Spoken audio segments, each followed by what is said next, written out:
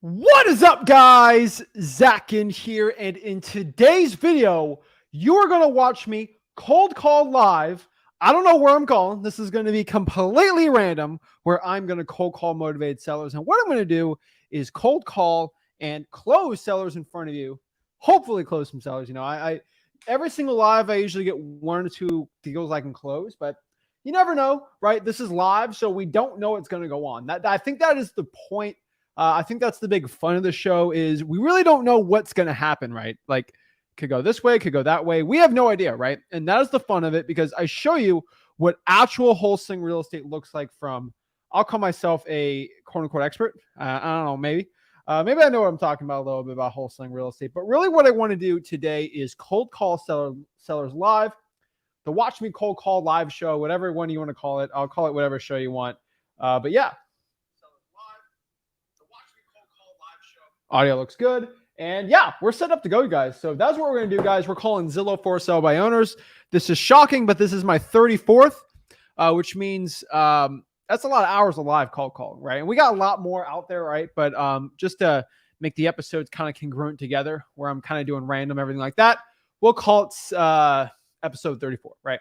And so that's what I'm going to do today, guys. I'm excited. I'm going to show you how to do it and everything you need to know. But before I get into it, do me a huge favor, guys. You know when you come out here, smash that like button, hit that subscribe button, and most importantly, guys, comment below your questions about wholesaling real estate and really the questions that you have. I'm here to help you out, and we're ready to go. I'm excited. I'm jacked up. I know I can help you become a better wholesaler today, and that is the point, guys. I promise you, watch from the beginning to end how I talk to sellers, how I build that rapport, how I go for that close. You'll become a better wholesaler. So without further ado, let's get it going. If you're jacked up, excited to learn wholesaling real estate the right way, you've came in the right place.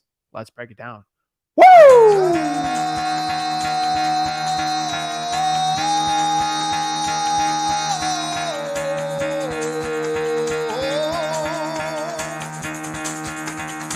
Get the fuck out of bed, bitch. Go.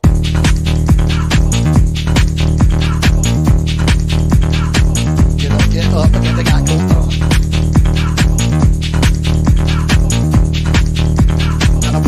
Time to wake up, bitch, get up. Get up, get up.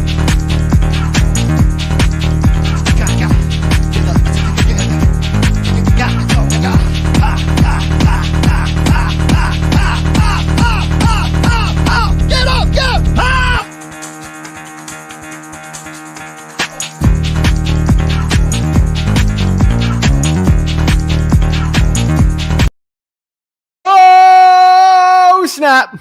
We're ready to go. Victoria's ready. Tina's ready. This is her favorite episode of the week, guys, because I show you what the real guys. I love it when the gurus say, let's get in the trenches, right, of wholesaling. I show you in the trenches. Guys, they say it, all right? They're like those old war vets, you know. Oh, I remember I was in the trench. Guys, I'm recording. I got a camera. We're in the trenches right now. You're with me during the entire process right now, guys. I live, breathe, eat the stuff, guys. Guys, I love this stuff. I have a passion for wholesaling real estate. I have a passion for helping you guys out. And why do I do it? People ask, like, Zach, why do you cold call live? Why do you do this? It's crazy. Why are you getting screamed at? Why are you closing sellers? Most importantly, because we got people like Sarah right here, closed my first deal last week. You guys are awesome. Sarah, huge congratulations. Big shout out to you. DM me on Facebook. Love to have you on the podcast. Love to break down that deal, guys. We're doing a lot more podcasts of people that are learning. No gurus involved, just our stuff. And I'm excited. Sarah seeing that gets me jacked up, excited to learn wholesaling real estate, guys. I tell you straight up, this is it. Okay. This is the time to get into wholesaling real estate. This is the time to change your life. Today is the day. And most importantly, why I do this, it's because when I hop on live and I do a deal in front of you guys, when I close sellers, talk to sellers, anybody right now watching could be able to do this. Anybody. And you can, and y'all can do it. You see me do it, you can do it, okay? So let's break this down. Let's get it going, guys. And let's choose where am I cold calling, right? Average Guru has the grandma on the other line. Gram's on the other line. She has her script ready to make it seem really cool. We called our friends and we make sure, guys, This ain't scripted. This is live. Guys, you hit the live stream button. All right, hold on. I got to show my time.gov. Then we're going to hit the spinner wheel and we're ready to go, guys. This is my biggest flex on any guru ever when it comes to a live cold call. No guru ever do this because all these gurus are broke. Here is time.gov. Gurus pull up. Don't see no guru pulling this up because they ain't live. All right. It's fake. This is the real stuff. All right. You guys see time.gov. Hopefully everybody sees this. Y'all know what time it is, baby. It is cold calling time. Let's get it going, guys. Let's share it. So how do I choose where to cold call? Guys, I choose the spinner wheel. Remember, it is like SpongeBob. The spinner wheel knows all. The spinner wheel will lead us to victory on our cold calling. I don't know where I'm cold calling, but I know the spinner wheel will bring me to victory. The spinner wheel knows all, and let's spin it and let's make some money. Woo! Where are we going? Where are we going? Where are we cold calling, baby? Where are we going? Where are we going? Let's figure this out. Let's figure this out. All right, bet. We're going to California. Hey, it's an interesting state. We're going to get some cheaper real estate, right? Cali ain't bad, actually. And a lot of people come up here and be like, oh, no, California's the worst. California isn't the worst in the world. And let's hide this one so the next spinner wheel we don't do California. And we're really, we're getting down there, right? Because we're not, we're missing on a lot. We've done a lot of calls, which is really fun. But I'll do California next year. But yeah, we're on Cali time right now, which should be the entire episode, should be for California. So this will be really fun, really exciting, and really interesting. So without further ado, let's just get into this. Let's just hop on a Zillow and start getting to California. Now, California is the largest state in the United States. And one thing you guys should know about California before I break this down is California is huge and it's very diverse, right? Honestly, there's about 5 Californias out here, right? There's Northern California, which is basically an Oregon type thing. There's that central West Coast, you know, Pebble Beach, stuff like that. It's its own little thing, right? Then you got the Central Valley 3. You got SoCal. And then you kind of got like mini Arizona, mini Nevada out there. That's kind of 5. That's kind of like the desert type thing. San Bernardino, all the way north up there. Even the Lake Tahoe region, right? There's about 5, honestly, 5 Californias, right? There's really, it's 5 distinct states if you really look at it. It's all into one big one. Kind of like Texas is pretty much 4 or 5 type of areas. You can really divide it up if you really want to do it. New York, Florida, probably 3. You could probably divide that up, right? So you really got to get it going, right? Andrew, I'm talking about by population, by homes. But yeah, Alaska is the largest by area if you want to get it going. Wholesale in Alaska, I'll wholesale in California, so who makes more money.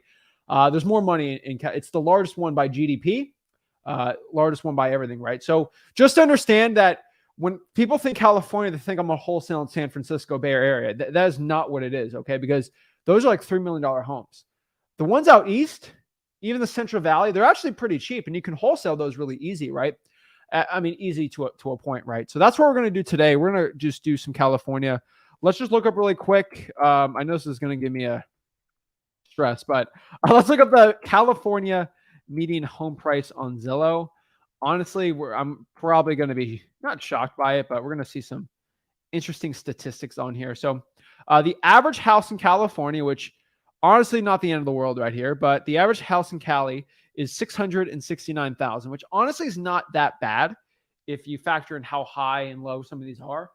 So we want to stay probably under 400. Okay. I want to stay under 400 on these. And there's specific areas of the state we can stay, so it's not really that bad. Here's Cali right here. So what I mean, you got the SoCal right here. This is all desert land, very cheap. You got the Central Valley. You kind of got this weird area before it kind of hits Palo Alto in the Bay Area. And then you kind of got like this northern area, which is kind of like a mini Oregon. And it's kind of got its 5 distinct type of features, right? And that's really what California is. We're going to stay... We don't want to hit any of the coasts, really. We want to kind of stay east of this highway right here. And anything east of this highway, even Sacramento, anything east of this highway right here is going to make it a lot cheaper, right? And that is sort of the point. So that's what we're really going to be. Like when I was in Arizona, I was going after the areas around Phoenix, kind of north, east, right? A little bit of Prescott over there. Like that's kind of where that's where if I'm going to virtually wholesale, you're going to get the best results, right? So that's really where we're going to stick, and that's really where we're going to be. Now, guys, if you want to learn wholesaling real estate for free, just go to the bottom right-hand corner, freewholesaling.com. But that's really what we're going to do. One thing I want to tell you about the market really quick is, as you see these estimates, we are seeing a dip. We are seeing a dip go from 788 down to 769. Now, it's going to keep crashing. Many experts are predicting a 20% by the end of next year, which would put the average home price at probably 616, which honestly, I don't think that's the end of the world, because 616 was literally start of the pandemic probably, right? Yeah. So not really too shocking on this one, but yeah, so pretty good stats. So that's where we're going to stick to it. So let's go here into the Zillow Fsbos, the for sale by owners. And without further ado, let's start calling these deals, right? So I really like the older homes that kind of sit for a while. Let's go the for sale by owner. So I think I've got homes. So looks like we got nothing on here. So we got to increase that price, probably $500,000. So something's up here. So let's just remove the boundary. Let's clear our filters out. How do we hold up? How do I just completely reset this thing? Because this is from last week. Reset all filters. Perfect. Okay. There we go. All right. Boom. So just reset the filters on California, guys. I'm doing this live just to show you what the wholesaling process looks like when it's live. So let's get price. Let's put the maximum at 4. And saying there's none, which is kind of weird. Let's see here. Looks like Zillow's spazzing out on me here. That's weird. Okay. Let's do nothing by agent. That's getting weird. All right, let's change this up really quick then. Reset all filters. Maybe I just got to spell it. We'll just do by cities then. Screw it, right? If they're going to be weird on this one, so let's just do this. All right, fine. We'll do the Fsbos in these areas, right? So I might have to do it by the city since it's going to be really weird for me. But let's look at, hold on. Fresno County. I'm going to just go after some metros then. If they're going to be weird, I'm just going to go after the county, and then we can kind of do it from there because I don't know why they're being weird, but whatever. All right. So California, the whole state doesn't let me do it. Honestly, because it's probably too big. So that's fine. We're just going to do the individual areas then, and then we should be good on this one. So let's just start calling. What do we got here? We got a little 2-1. Oh, let's look at the house. All right, bet. All right, let's get some calling going. Okay. 9-4. All right, start calling. Do some deals.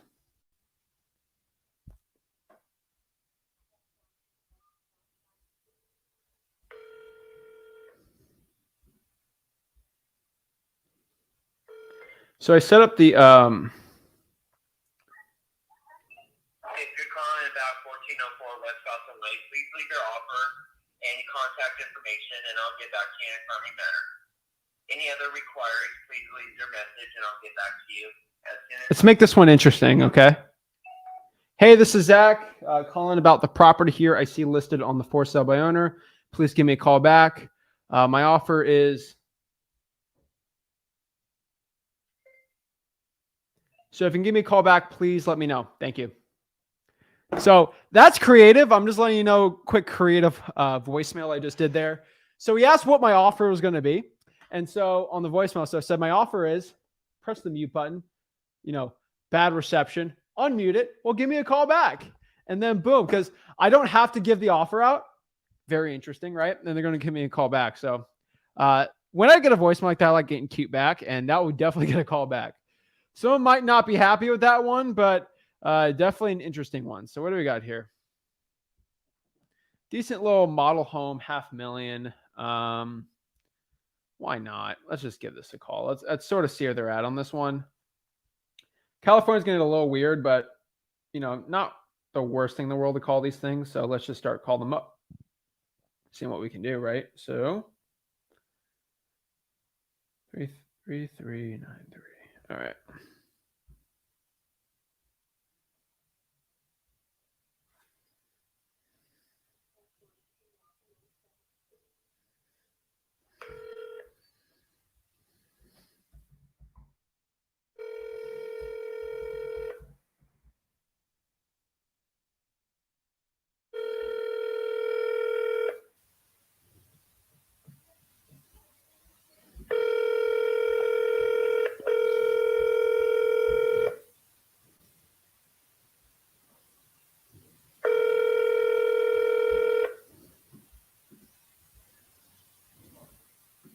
Your call has been forwarded to an automated voice. All right, we're gonna keep calling here and get it going. 713133393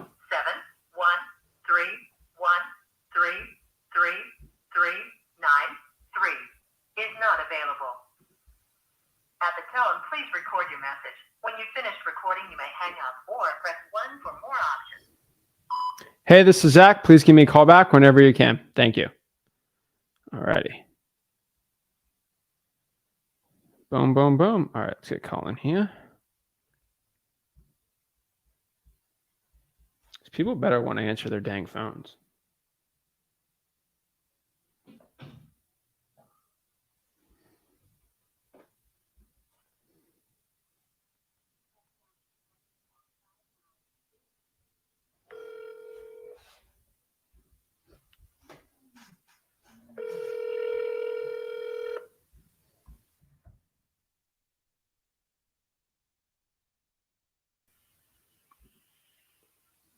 Hello? Hello, hi.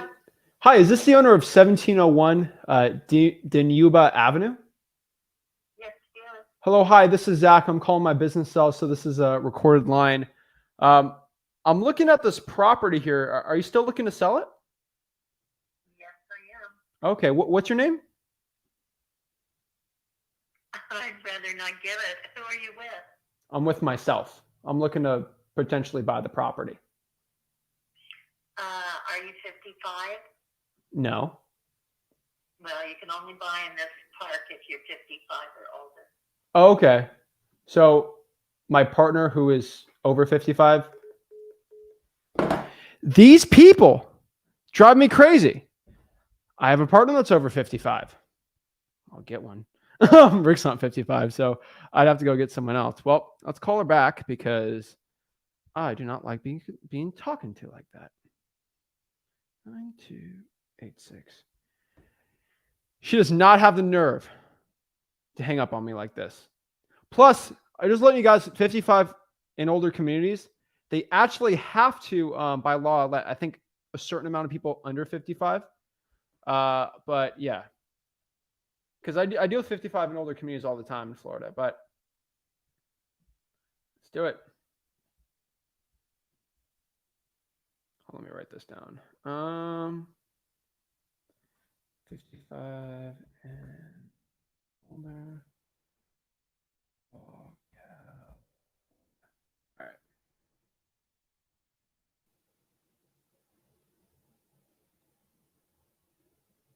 Let's see. Can you live if you're younger? Yep, if one resident's over 55. So yeah, if I buy and have the, yeah.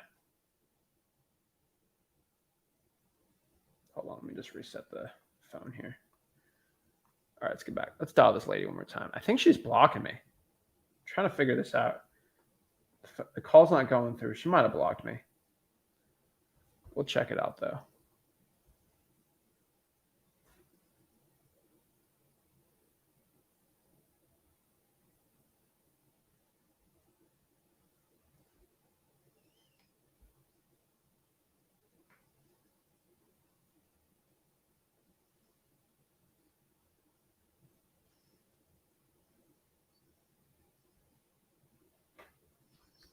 Yeah, she blocked me. Piece of work right here. Whatever. Well, no one knows who she is because we only have her address, and there's no way we could find someone's name off of an address. I'm pretty sure that's illegal, right? Or is it? All right. No phone number here, so we're gonna keep calling here.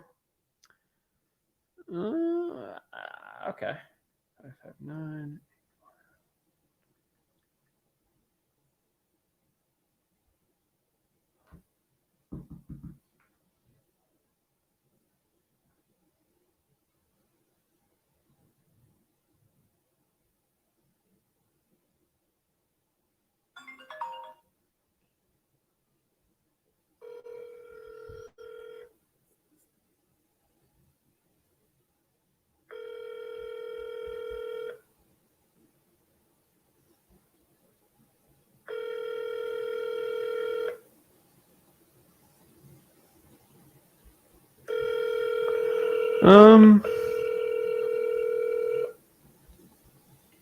Not bad here.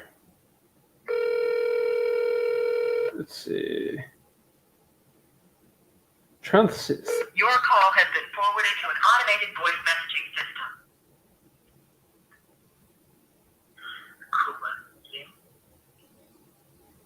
Is not available. Whoa.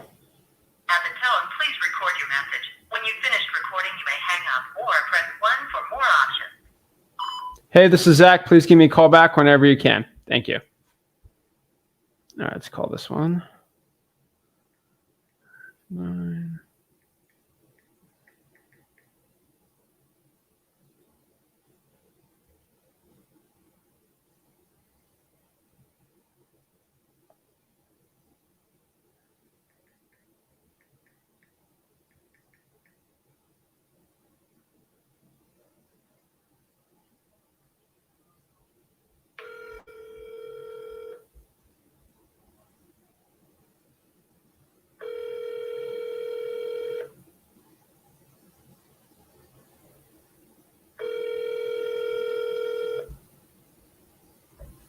See what we got. All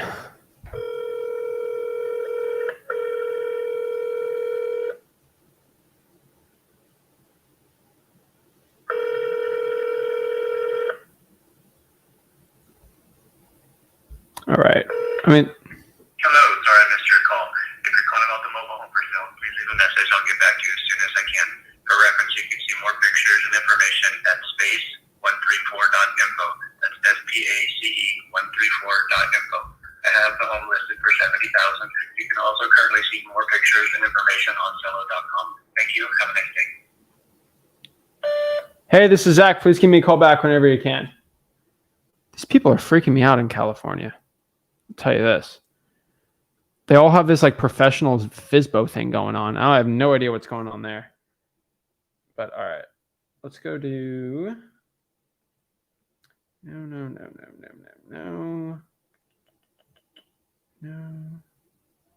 All right, try that one. Just trying to switch the numbers up just in case, you know.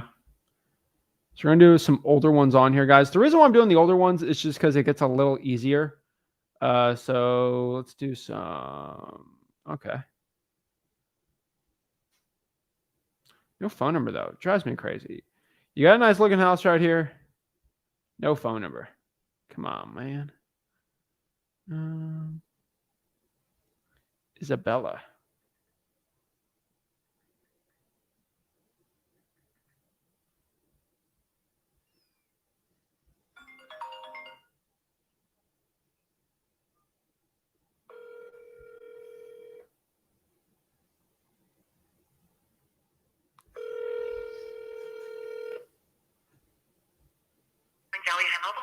This is Lisa. How can I help you? Hello, Lisa. This is Zach. I'm calling my business cell. Is this the owner of 2410 Ronita Lane? I'm sorry? Is this the owner of 2410 Ronita Lane? No, the owner's not in. Okay, I see them. They listed the property for sale by owner. So that's what I was calling. All right, no worries. Yeah, there should be a number associated with that that's different. Okay. Are you looking to purchase a property, or are you I'm sorry, or rent a property? No, I'm looking to buy it, but I'll see if there's another number listed here. Let me give it to you if it's not listed. Sure. It would be 760-964-2514.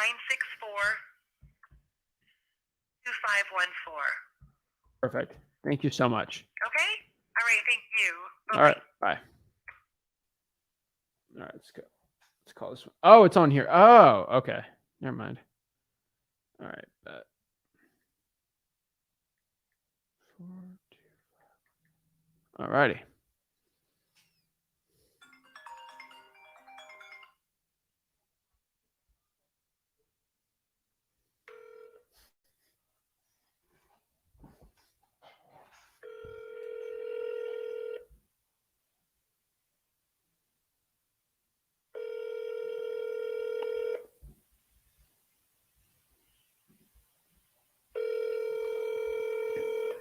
Joel better pick up.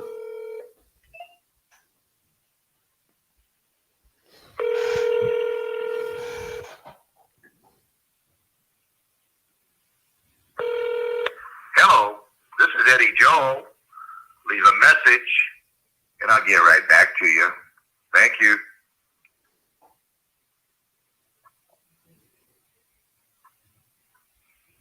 The mailbox is full and cannot accept any messages at this time. Goodbye. Hey, this is Zach.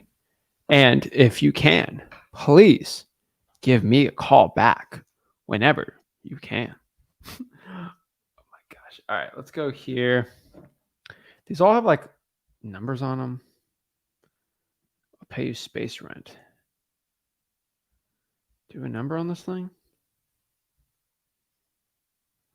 All right.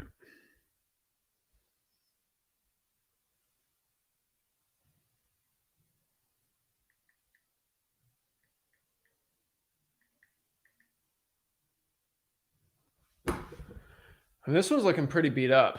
So not bad on this one. Not bad at all. All right. 818-795. All right. Let's call.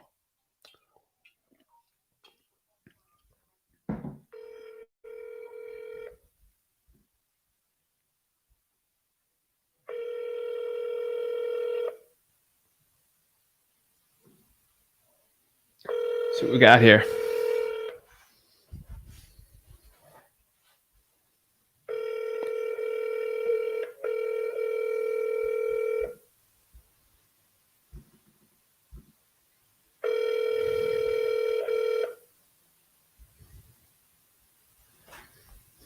Hi, you've reached Kyle Young.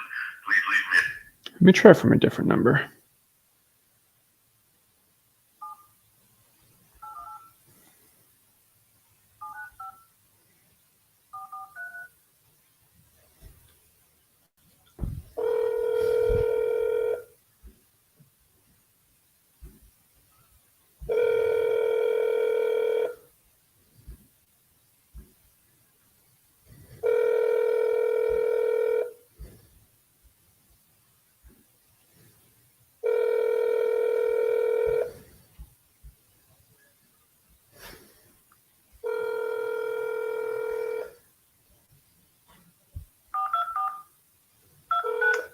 Hi, you've reached Kyle Young.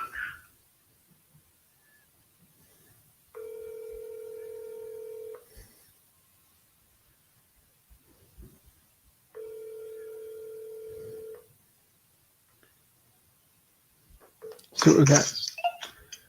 Hello. Hello, hi. Is this the owner of 21164 Thompson Canyon Road? That's the property that I'm selling, yes. Hello, hi. My name is Zach. I'm calling my business cell, so it's a recorded call. Nice to meet you. I'm looking here on the Zillow ad. So you're still looking to sell the property?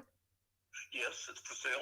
Okay. You might be looking at the listing that was with a broker that was for 125. I see something on Zillow. It says 100,000. Okay, that's the current listing that I got right now. Perfect. Okay. And what's your name? My name is Russ Peters, and my email is on the listing. Okay. On the webpage. And if you want to see the property, my grandson lives there, and I give you his phone numbers too. Where are you coming from? I'm in Florida, and my partners are actually over there in Kern County. Oh, I see. So if you were interested, your partners could go up and look at it. So, Yeah. okay. But I'm just kind of calling here, just getting some information. There's not many pictures. So that's why I'm kind of initially, just giving you a call and looking at this. Can you tell me a little bit about the property? Yes. You would like me to tell you what's not in the pictures, probably. Yeah, most likely. Okay. Well, there aren't any pictures inside because my grandson is doing repairs and it doesn't show good pictures at the moment. Okay. I figured as soon as he got a part of it fixed up, he could take some long shots and not show that. Got it. Okay. What kind of repairs are he doing? Is he doing? We had serious termite infection a couple of years ago, and he removed a lot of panels and everything else and replaced timbers and treated it. He has a pest control license, among other things. Oh, wow. So he treated it and cured that. And now he's doing the repairs to put it back together, which means you'll see a couple walls that you just see the studs and you don't see a panel. And you might see the panel tore up on the floor or something. Okay. There were gypsum board panels, you know. And so I don't know if he's got those panels up yet or not. I just wrote him this morning and asked him to send me pictures of what he's got accomplished so I could add it to my website. Yeah. Okay. And it comes furnished, you know. Furnished, and with appliances and everything, you know. Yeah. All right. I mean, what type of furniture are we talking here? Okay, it's got, let's see, one king size bed, and I think the other one is a double bed, and the other room has a single bed. Last time I was up there, I haven't been up because I live in Los Angeles, and that's 3 hours away. Yeah. So, I don't go up there as much as I used to. And let's see what else it's got in furniture. The dining room table, kind of a country type with chairs with arms on them, padded chairs with arms. And let's see what else. Oh, there's a big couch that makes into a bed in the living room. Yeah. And let's see, there's a recliner chair in the living room. And let's see, what else in furniture. And then the appliances that it has is a washer and dryer. And another thing is it's all electric. The previous owner 20 years ago decided that he didn't want to have gas anymore because he says sometimes it run out. It'd take 2 weeks to get them up the hill to replenish it. So he bought all electric stuff. Okay. So the furniture, the furnace is electric furnace, and the washer and dryer are electric. But it has a factory installed fireplace in the corner in the living room, and that's wood burning fireplace with a chimney and everything. And let's see, it has a refrigerator, no dishwasher. Let's see. I don't know if my grandson's going to take the microwave or not. Just trying to get him to talk to get some more rapport.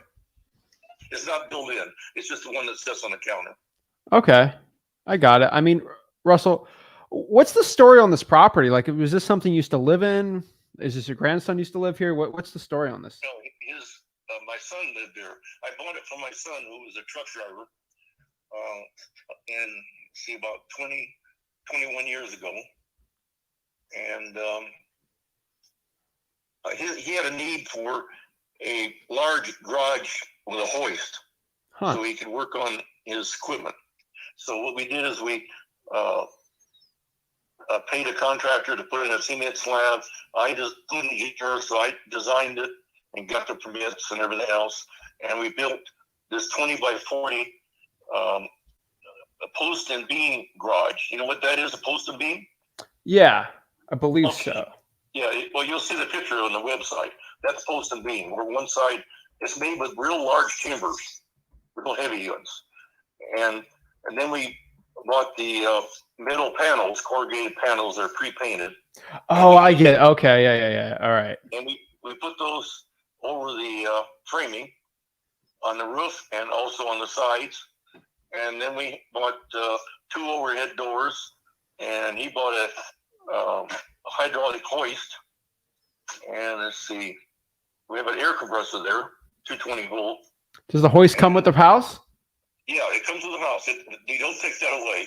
There's nothing to be gained by taking that down because it's heavy.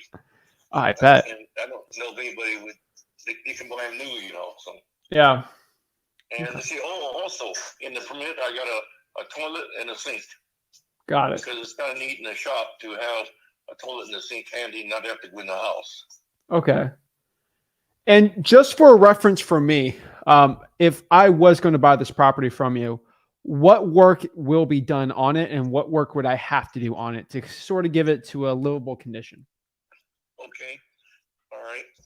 If you bought it the way it is right now, it's probably the way it would be when you buy it because my grandson works very, very slowly. He's not getting paid or anything, so he's just doing it in his spare time. I get it. You're going to need to, let's assume you're going to need to put in a couple of wall panels, or maybe 3 wall panels of 4x8s. Yeah. You can either use treated plywood panels, or you can use gypsum board. And do you have a little construction experience? A little bit. I sort of, I'm the kind of guy that manages the property. I kind of have my handyman and crew that does a lot of it for me. But yeah, that's kind of what my partner is. You know, that's why he's going to go out to the property and look at it. He's sort of the, repair type guy. Yeah. Okay. Well, if you use gypsum board, it's cheaper, but then you have to tape it and paint it or plaster it or whatever. And if you use treated lumber, it costs about twice. But you'd have to do nothing if you wanted to. But some people would stain it. Yeah. And I would not recommend putting up plywood that wasn't treated. Oh yeah. The history of the termites, you know. If they're already there once, they're going to be there again. So I'm definitely going to have to use the works on it. These are the bad kind of termites. These are the ground termites. Oh. Yeah. The other ones just fly away, and maybe they'll go somebody else's property. But these damn ground-based termites, they build nests like an ant under the ground. Yeah. Oh. So okay. When you treat them, when the exterminator treats them, he has to find these hills. What should my initial offer be? Let me know in the comments. The termite hill. Yeah. Okay, what else do you have to do? In the bath, I do have a picture of the bathroom that he's working on. Mm-hmm. And you'll see that the studs are exposed, and he has to repair the studs and put in some subfloor, and then put linoleum, I guess, on top of that. So, and he's working on that right now. So I'm assuming that would be done, but maybe it wouldn't. Okay. Were you planning to buy it to live in? It depends on what I want to do with it. I might rent this out. You could potentially make it a short-term Airbnb ranch if you kind of do a little more with it. Me and my partners are going to have to look at it and see. It really comes down to the work needed for it. But I mean, honestly, my question here is, when is your grandson, when can he move out of the property if I was going to buy this thing? Oh, my grandson, when he's going to leave? Yeah. He told me he's leaving on November 4th. Oh, okay. A month ago that. Okay. That's what he said. Okay. And I mean, my other question. I pushed him on it. Yeah. I mean, why are you looking to sell the property?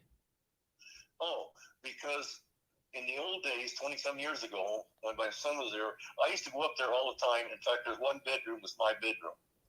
And now I'm almost 90 years old. He passed away. And I just don't really have any interest anymore. And also being retired, it'd be nice to have the money, like some nice vacations and so forth. Yeah. Okay. So I really want to sell it and be done with it. Okay. Well, I'll be honest with you. You sound like you were 60, so you're very impressed. I'm impressed. You know what you're talking about. I was like, whoa, okay. I get around pretty well. Yeah. Wow. All right. I drive up there. 3-hour drive. Okay. Well, let me be honest with you, Russell, here. This seems like quite the project for me, but it could be something we could do. If I was just going to buy this thing all cash, let's say if your grandson's going to move out November 4th and I was going to buy this probably, as long as he doesn't trash it, I mean, we'd probably have to buy it on the 7th, most likely. What number works? Just all cash. We buy it 2 weeks. What All price? cash because I have no interest in collecting payments. Oh no. I just want to have nothing more to do with it, Yeah. What works for you? 100,000. Well, I I mean, was 100. I was 100 a quarter. okay. I dropped it down because of the work that needed to be done. Okay. Well, I mean, the price is going down. I see interest rates going up, and I mean, real estate's been going down in Kern County for a little bit with the interest rates. I just, If you look at what's on Realtor.com, and I did the other day, Mhm. there's probably 30 more properties in my class of property, and they're all 200,000 and more. Now, some of them, 200,000 might give you 10 or 20 acres, but it has no trees. I got a lot of oak trees that are natural from there, and I'm on the mountain, and these other places are down below in the flatland. So Okay. that's cheaper. That's cheaper down there. And also, this is part of a community development. So we have our own private paved roads in there. Down there below, they just have dirt roads, and nobody's going to pave those roads unless you spend the money to do it. yeah. But we pay $200 a year for each property to maintain our asphalt roads that go all to the 60-some ranches that's there. Mhm. And the nice thing about this property is you take the main road from the gate where you come in, you go straight on down and on the same road main to the end. And at the very end is a property that's sold for about $300,000. It's my favorite. He's my next door neighbor. He's got 5 acres. He's got a beautiful triple wide house, and he's got a 2 garages, one for his tractor for the yards, and another car garage. And he paid, I think he sold it for about $280 or something. You'll find out in there. Okay, well, I'm right next door to him, and both of us have interest to our properties directly from that paved road. Mhm. What address was that? Pardon? Oh, I don't know the address, but it's right next door. Okay. Was that also a mobile home? Yeah, that's triple wide though. Okay. Mine's a double. It's Yeah. a triple. It's bigger, Got it. but it's not for sale. Oh, okay. And also, he has his own well that he put in. And mine is a shared well with 2 other neighbors. Two other neighbors to one side, Huh. the opposite from him. Well, I'm gonna have to look at that address because I'd rather deal with the property without a lot of termite issues like that. Well, yeah, I think they're cured. We sure worked on it a long time. Okay. Well, And that's why he didn't put the walls back up until he could make sure he got termites killed. yeah. Okay. Well, I mean, looking at this, Russell, think about my partner, think of the repairs we're going to have to do on this. If we're going to have to bring it up to a condition where we can rent it out, we're probably going to be closer to around $60,000. 60? Yes. Okay, I've turned down several offers more than that. Okay. What kind of offers did you turn down? You got to give the 100 because that's really what it's worth. Okay. Did you get an offer for 100? Maybe I'm wrong. Look at the other properties and you'll see what I mean. Okay. Have you gotten any other offers for 100,000? Yes. Okay. I've had one, but the problem is the financing. People don't have the money. The one offer I did have, the person was going to, he owned a commercial property in Bakersfield. That's the big city there. And he was going to add it to his loan enough to buy this. Mhm. That's what he was trying to do, but he couldn't make it work. Yeah. Yeah, the lender didn't want to do that. Okay. So he went away on that. And anybody else at 100? I'm talking all cash, willing to buy it with Yeah, all the everything's prompts. cash. No, I've had all kinds of people that want me to finance it. I mean, just all kinds of them. And they'll pay more even if I finance it. I mean, But that's not the game here. yeah. In fact, most properties of this type that the banks don't finance, you know about the banks not financing properties that's on mobile homes, right? Uh-huh. You know that? Of did know course. that. Oh, you did know that. Okay. Yeah. All right. Yeah. Okay. So, what was I going to say now? Yeah. So all these properties and mobile homes, it's a seller with finance, which they almost never do because then they don't chase somebody for rent payments. They all want cash. Yeah. That's the way it goes. That's where I was at, 60,000, and then I'm probably to put $40,000 into it. So I'm going to be overall about 100,000 into this. So that's kind of how I came up with it. Oh, you're thinking it's 40,000 just to fix the mobile home? Fix the mobile home, make sure it's in a rentable You got condition. no idea. The mobile homes cost brand new. That same company right here in California, same size, brand new, $58,000. So you would never spend $40,000 on this house because you could buy a new one. But my budget for doing it is less than $5,000 to fix it up. Okay. So 40 is just that's a waste of your money. But if you're going to spend 40, then buy it and sell the mobile home to somebody and put a brand new one on there. Okay. And that'll cost you $58,000 plus all the hookups, and the transportation. Okay. Well, let me look at my. And one more thing, and if you're going to do that, don't put a double wide for 58. Put a $90,000 triple wide, like my neighbor has. It goes on and on. See. Okay. Well, let me look at everything. Let me talk to my partner. If this proper, I hate to see this thing go down to $80,000 from $180,000, another price reduction, and then we're back to square one. That was a typographical error, and when I changed it right away, it counted that as being a price drop. Yes. Well, it doesn't look good. Price was $125, but I made a typo, and it threw it in there at $1 million. I think it was. I saw that too. They gave me a message that this is much higher than what Zillow thinks it's worth $230,000. Incidentally, the property tax is over $100,000, based over 100. Okay. I think it's $120,000 or something is what the assessor in Kern County thinks this is worth and charges me taxes that way. Okay. Well, let me talk to my partner. Maybe I'm wrong. They're more local there, and maybe I'm wrong in it.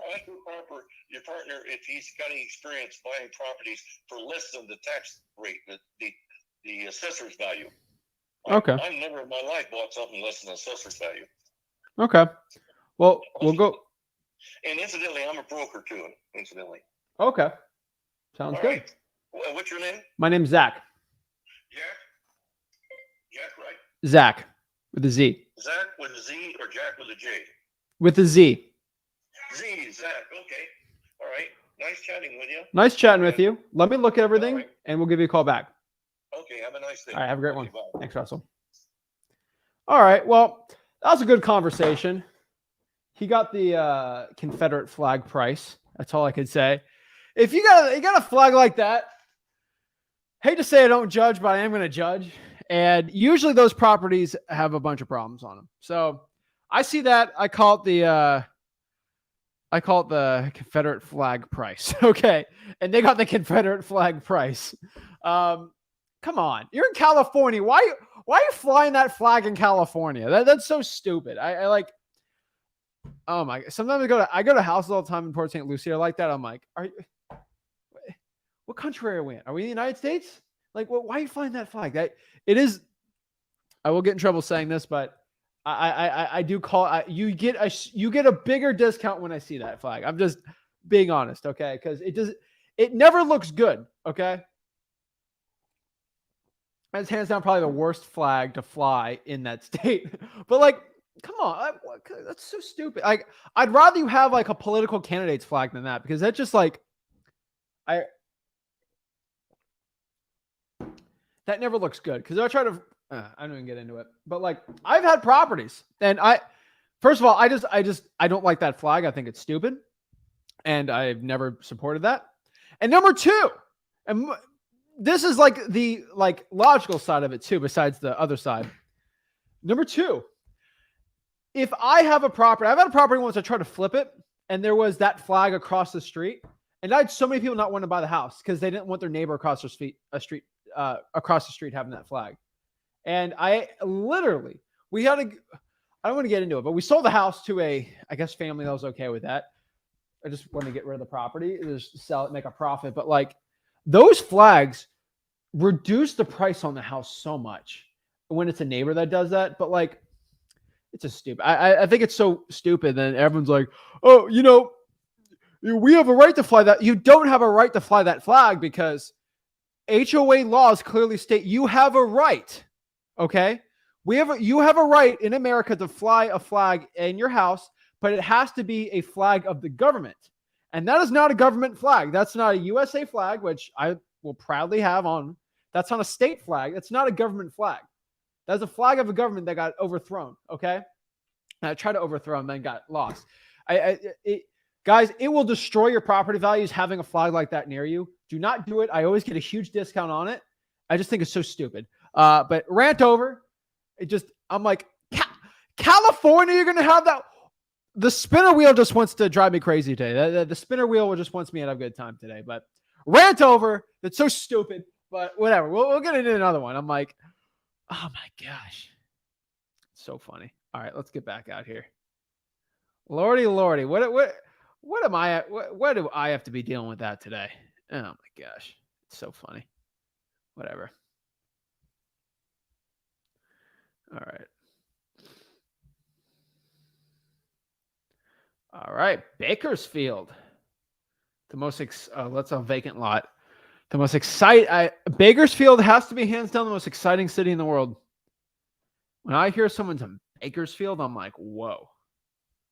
Y'all live in lavish over there. All right. And the guy said, also, guys, FYI, when someone says there's an Amazon warehouse nearby, guys, there's an Amazon warehouse in every stinking city now, okay? That's not like a big attractive thing. I will tell you, I had a rental right by an Amazon warehouse that they come up.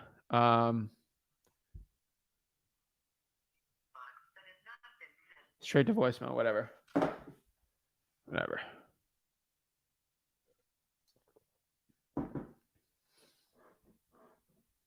No, like, I'm not even calling a rant. I'm just saying, like, that flag, your rental values will go down. Your property values. I've never seen one flag where, like, you can have a political candidate's flag. It will not affect somebody not wanting to buy a house. If you have that flag there, no one's like, the value of that house is going to go down because it's across the street. It's so stupid. But yeah, like, as a real estate investor, you should hate that flag. First of all, for what it represents, number one. But for number two, it destroys property values. And nobody ever talks about that. I just think it's so funny. I see that. I'm like, oh my gosh. But whatever. I wouldn't say it to the guy's face on the appointment because I want to close the deal. But Lordy. I think that's fun. That's funny. All right. All right.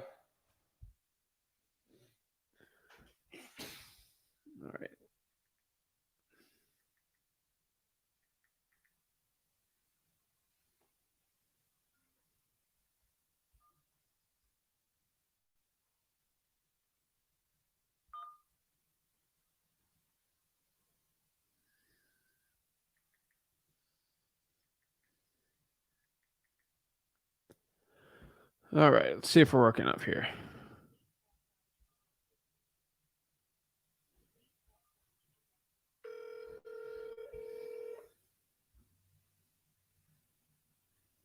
I'm sorry, but the person you No.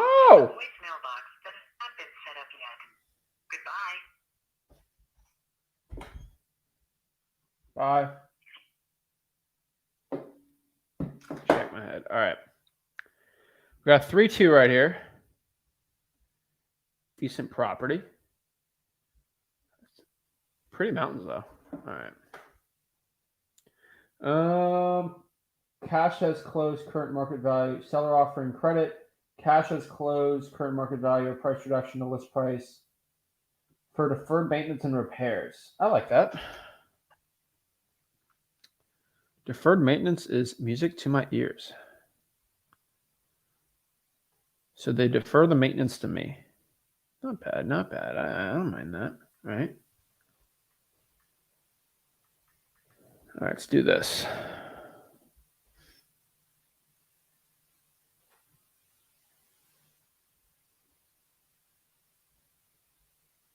Okay.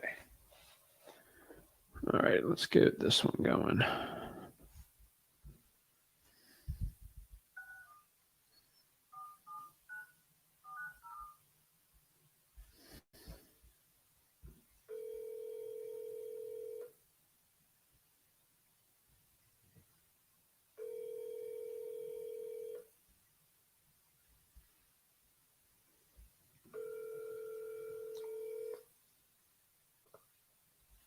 see what we got.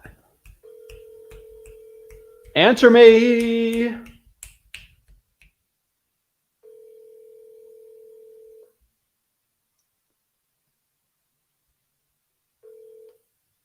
Please leave your message for 661-479-4907. Hey, this is Zach. Give me a call back whenever you can. Thanks. All right, let's get back over here. All righty.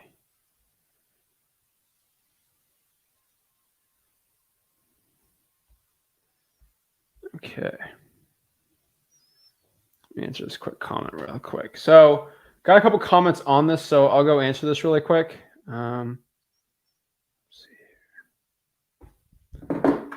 So I'm getting asked here, yo, Zach, can you please say your guru? No. So I'm not going to say this. I will go after every guru. I'll go after the guru's auntie. Okay. I'll go after the guru's uncle. I'll go after the guru's anything. But we ain't going after someone's mom. All right. Come on. We ain't going. It ain't the mom's fault that they are a broke guru. You know, the mom tries best. Hey, well, the moms are probably like, why don't you legitimately just wholesale the real way if you're so good at it? And the gurus are like, but mom, I'm broke and I don't know how to wholesale. I have to fake it, right? So I ain't going to call no one's guru's mama something. We ain't talking about the mamas, all right? 2 rules when finding a guru, okay? Number 1, don't bring up their mom. It ain't the mama's fault. And number 2, always show the HUDs. Those are the 2 rules when finding a guru. Show the HUDs and don't talk about someone's mama. That's the line. That's what I call it. Okay. We ain't going after no one's mama. All right. We love our mamas. All right. Don't be going after it. All right. Yeah, that's funny though. All right. Let's see here. Bro, you'll hit 100K. Jesus, I don't care about subscribers. I honestly could care less about how many subscribers I have. I feel like it's more of an ego play of how important I am. I care more about how many lives I've changed. So if I could change 500 people's lives, getting deals and wholesaling, that's all I really care. I could care less about how many subscribers I have. So I just think it's stupid. But all right, let's get back here. Let's get some calls in. That went straight to voicemail, right? So we'll call another person up here. All right, who we got? Rosamond? All right, not bad.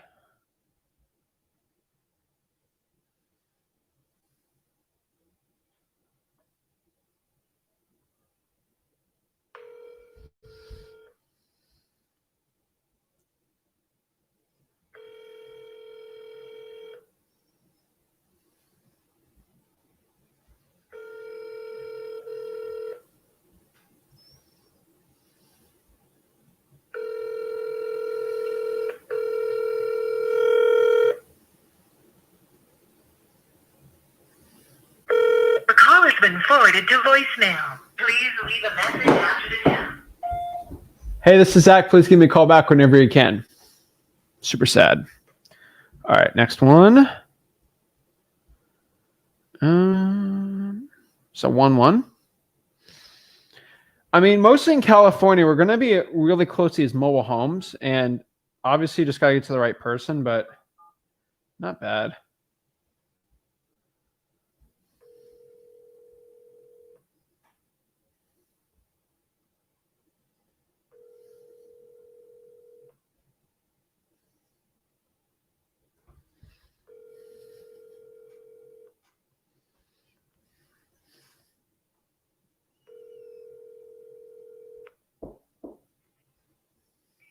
Hey, this is Bree. Leave me a message and I'll get back to you. At the tone, please record your message. When you have finished recording, you may hang up or press 1 for more options. Hey, this is Zach. Please give me a call back whenever you can. Thank you. All right. Let's go here. 2 acres.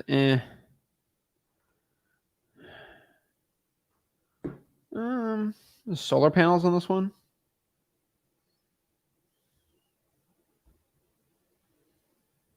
All right, why not?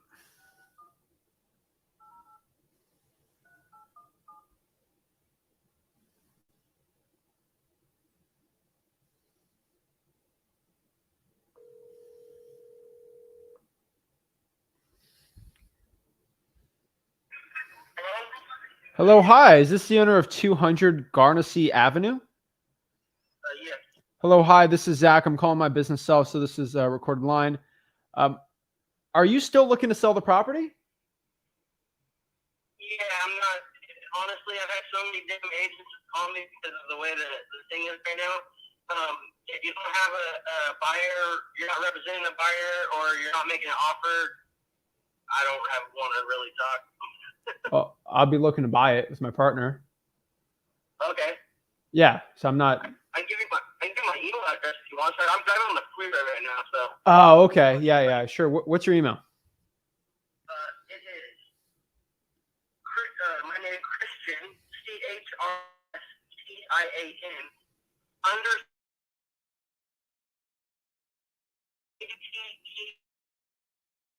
ATTIO underscore attention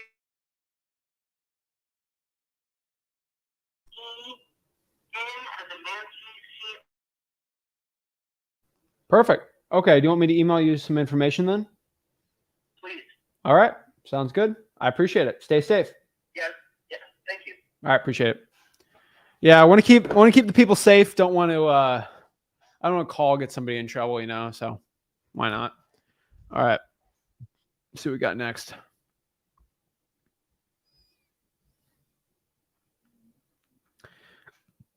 Okay. I have no pictures, so this will be a fun call.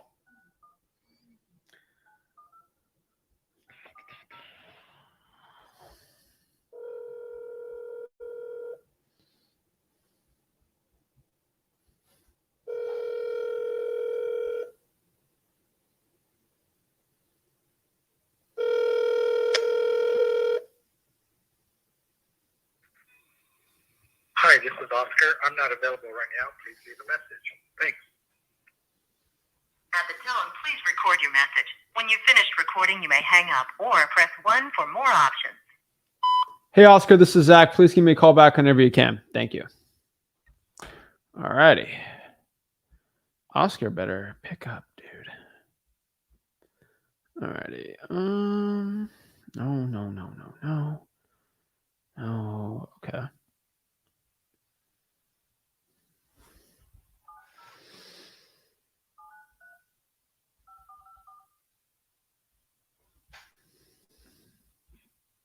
Your call has been forwarded to an automatic voice message system. 760-793-54544 is not available. At the tone, please record your message. When you have finished recording, you may. All right.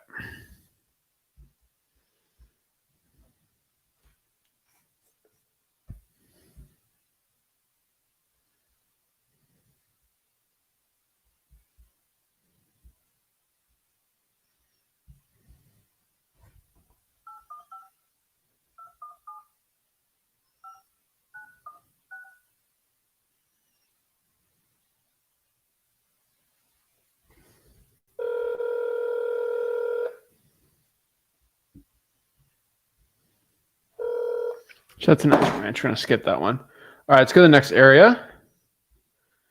Let's see. What area can I call next? Let's look here. I'm going to skip Orange. Let's do Nevada County. No. Sacramento County. Let's try Sacramento County. Why not?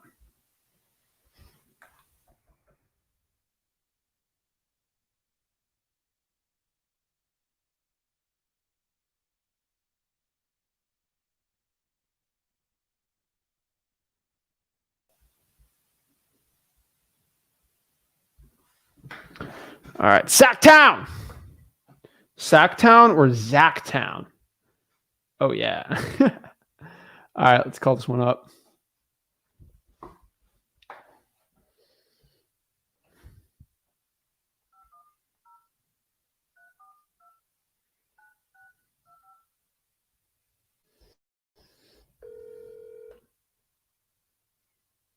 Hello. Please state your name after the tone, and Google Voice will try to connect you. Zach?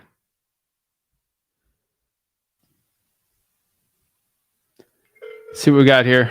We got on mute, so Figure it out. Better answer though. I'm telling you that.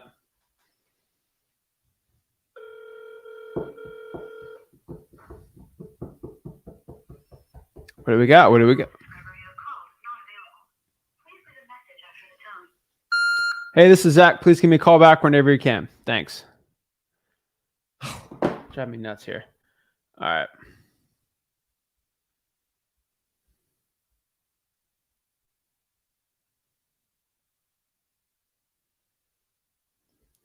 All right.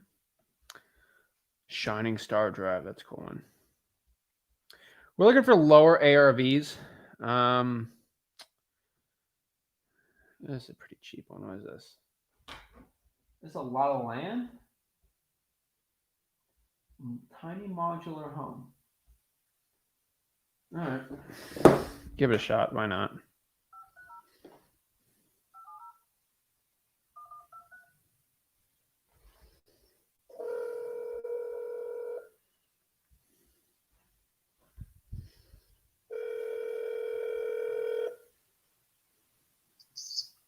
Hello, Mike. Hello, Mike. This is Zach. Is this the owner of 14250 Isleston Road? What's that? Is this the owner of 1425 Isleston Road? We sold it. It's already sold. Okay, no worries. Have a great one. Bye. Bye. Whoa. A little quick on the attitude right there. Chill out. Let's see here.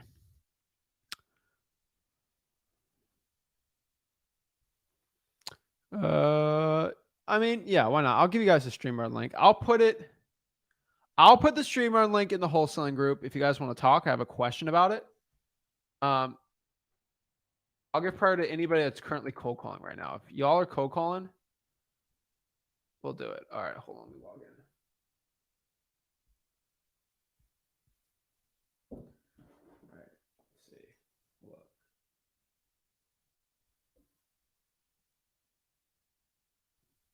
I'll just get the StreamYard link to everybody. I'm gonna hop on, ask a quick question. I'll let people on today. I'm feeling nice today. I don't usually do Tuesdays, but we'll keep calling, see if anyone wants to hop on. All right.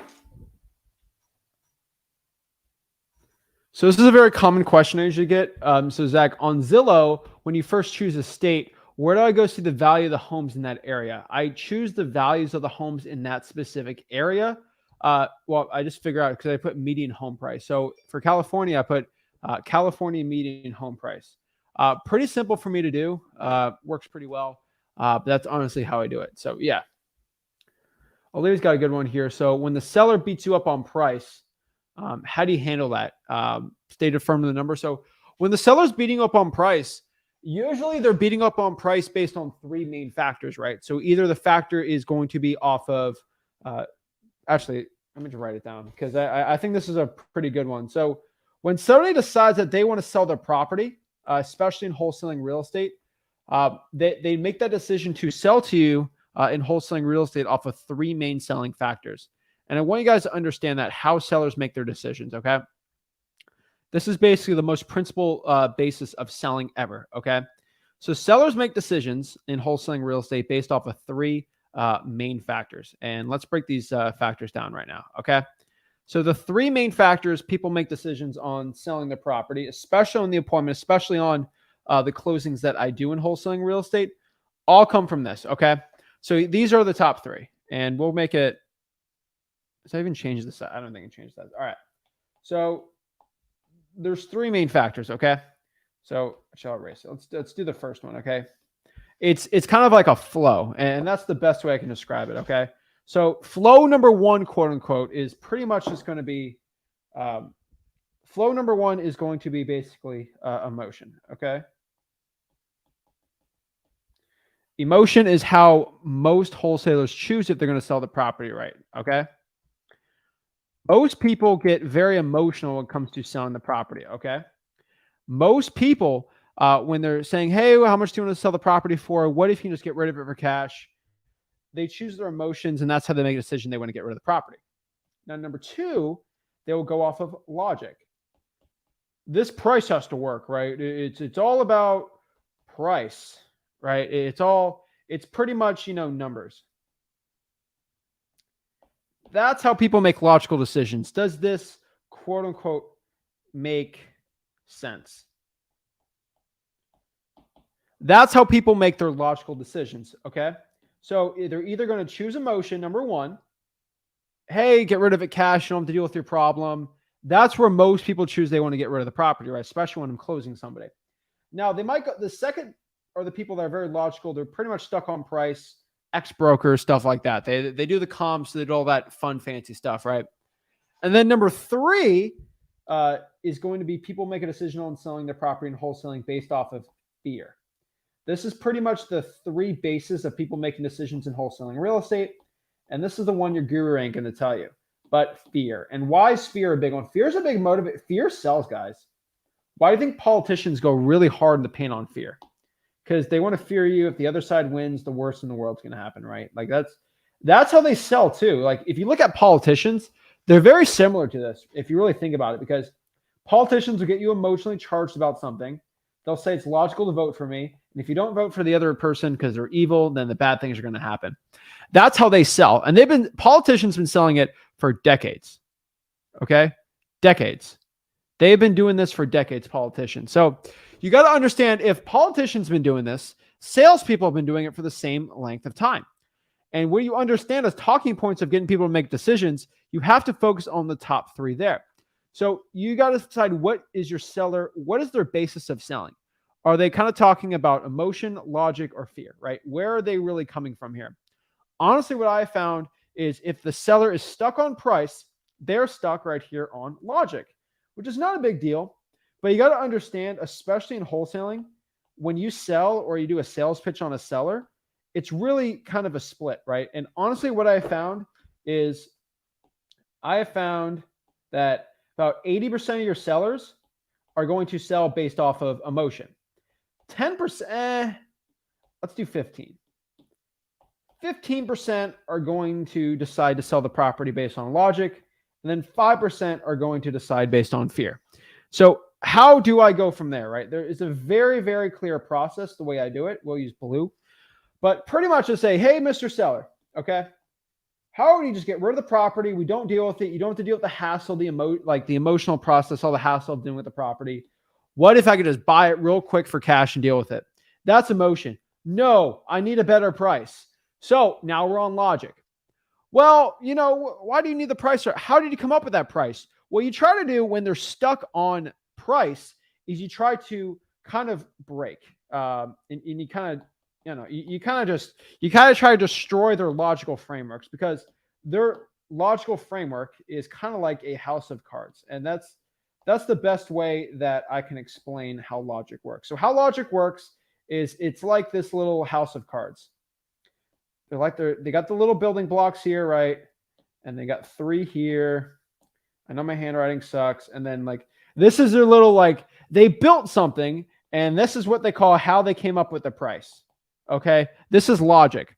If you can destroy one of their little foundations, saying, oh, because my neighbor sold for this.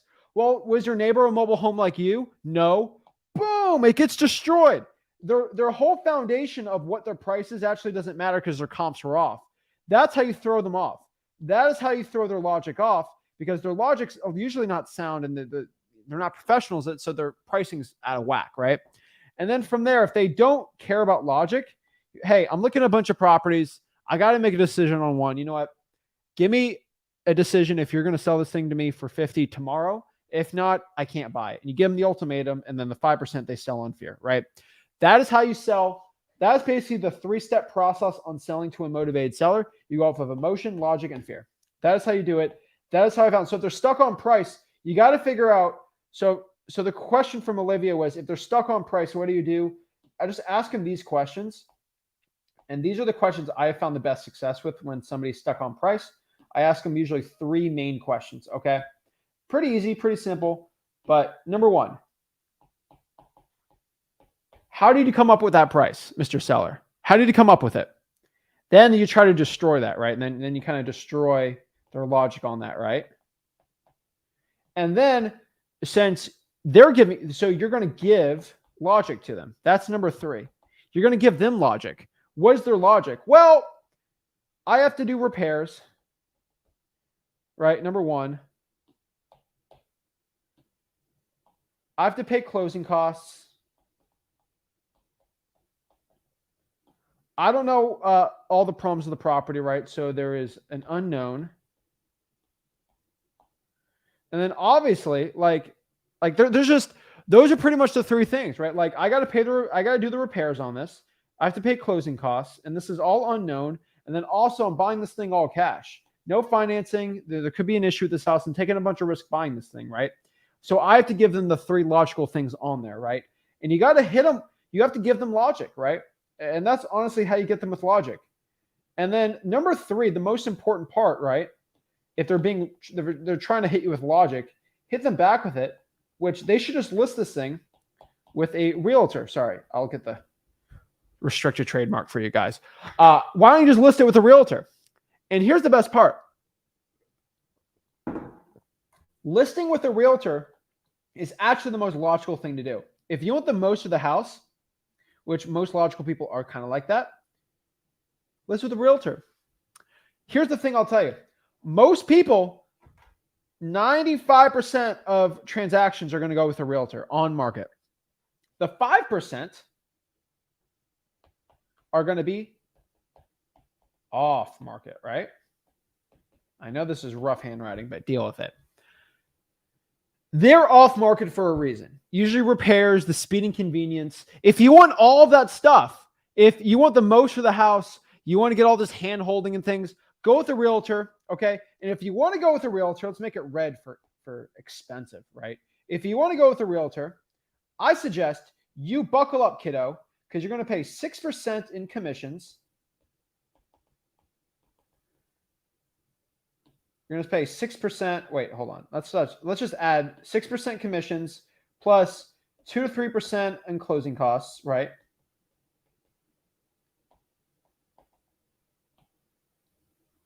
You're going to pay 2 to 3% in closing costs. So what are we at here? We are at so let's just add this 6% to a realtor. You're going to pay, let's say, 2% for closing costs. I would say 1% for a holding cost, just holding it on the market. These things are sitting maybe 100 to 120 days if you want to get that special secret price. And then you add on top of this, you add the unknown in a bad market because interest rates are going up. So if you logically, you have to give this logical explanation, okay? So Olivia, you have to give this logical explanation to the seller if they're hitting you with logic. You should go with the realtor, but understand with the realtor, boom, boom, boom, and boom. You don't know. I mean, you could be fluctuating 10 to 15% here. We don't know. And what if you have a couple price cuts? That's it. I think so many wholesalers get really like, oh no, they mentioned a realtor. Embrace the realtor, guys. Embrace it, because I'm telling you straight up, they're not willing to do it. Most wholesalers aren't willing to deal with it. It happens all the stinking time, guys. I'm telling you. Drives me crazy. All right, let's do a couple more calls, and then we'll get some questions too. But I do like answering some questions you guys get. All righty. Oh, gosh. These are some other notes. All right, whatever. We have them saved on here. Whatever. All right, I'll go delete that tomorrow. All right, let's go back and answer some more questions really quick. Actually, no, let's do some calls. And we'll go back to some more questions.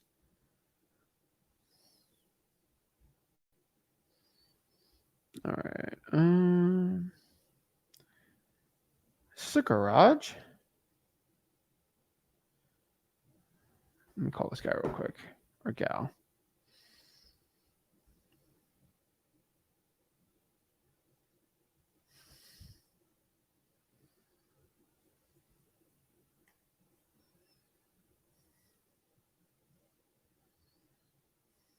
All righty.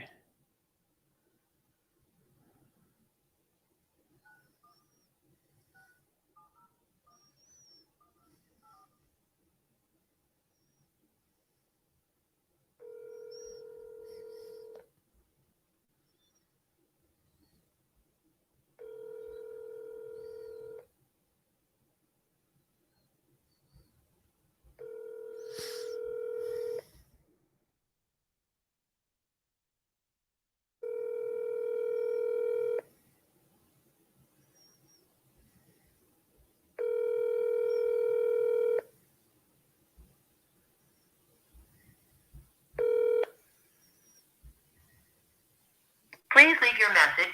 All right, let's do Stockton, home of Nate Diaz. You know, if Nate Diaz is from here, you know it's going to be some gangster deals, but we'll see.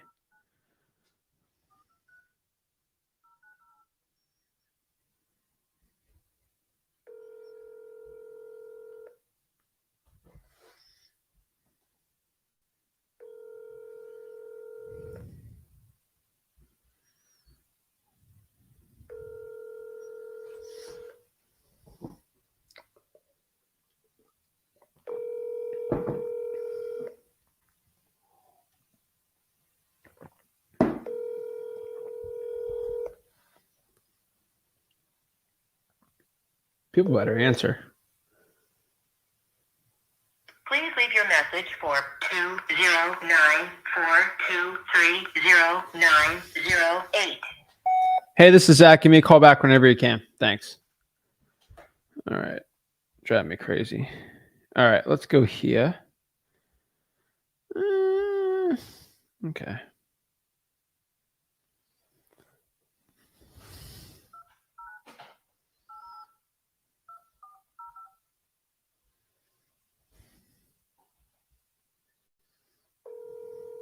That's renovated.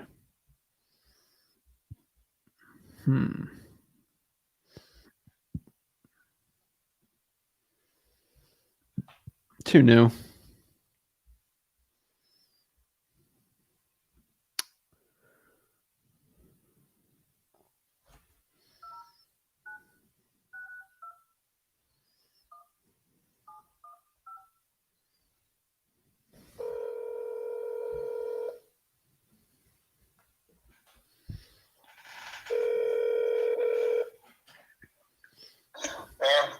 Hello, hi. Is this the owner of 19237 East Highway 26? Yes, it is. Hello, hi. This is Zach. I'm calling my business cell, so this might be recorded. I'm calling here on the Zillow ad. Are you still looking to sell this? Yes, I am. Okay. And what's your name? You just said it was Caesar. Oh, Caesar. Okay, sorry about that. Yeah. So the reason I'm calling, I'm looking to potentially buy it. I mean, my first question is, I don't really see any pictures of it.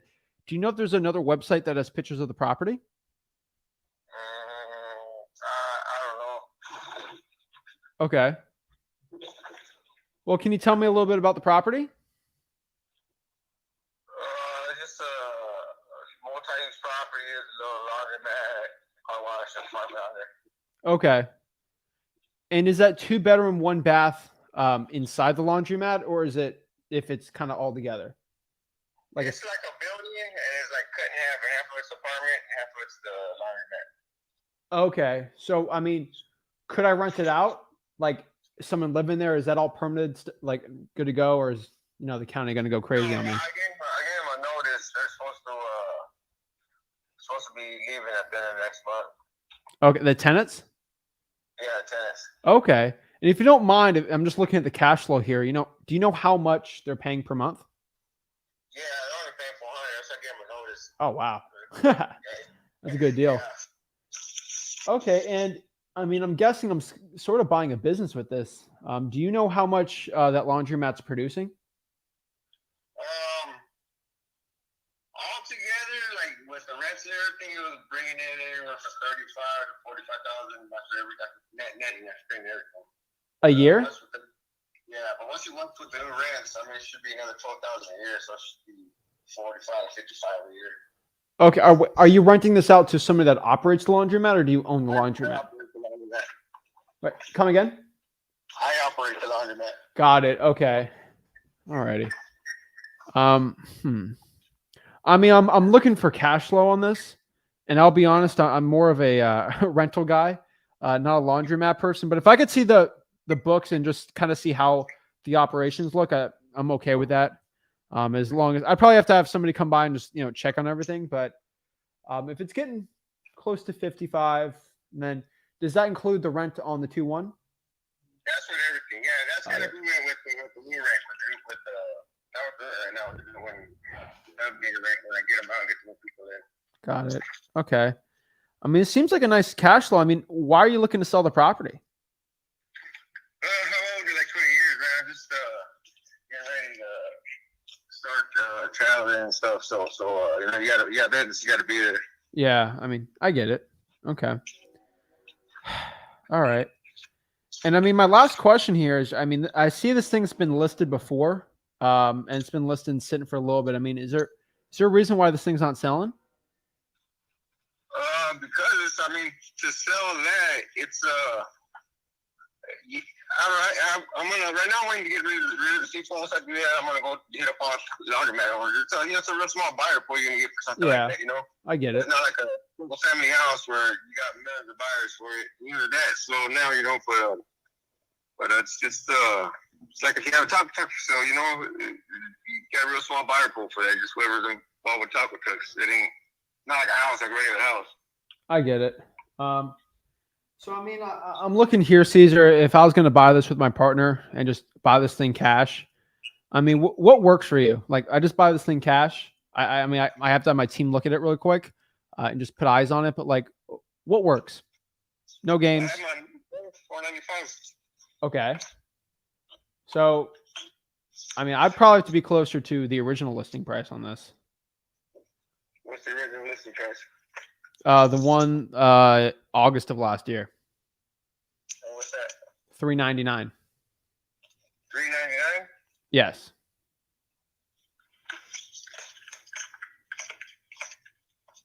I don't know. I'd have to see. You'd have to see. I'd have to talk to my wife and stuff. Okay. We'll talk to her and get back to me and let me know. If you do that, I mean, if you pay all the closing and I walk away with that money, maybe I could do that. Okay. Yeah, I mean, Talk to my wife. I'd pay for everything.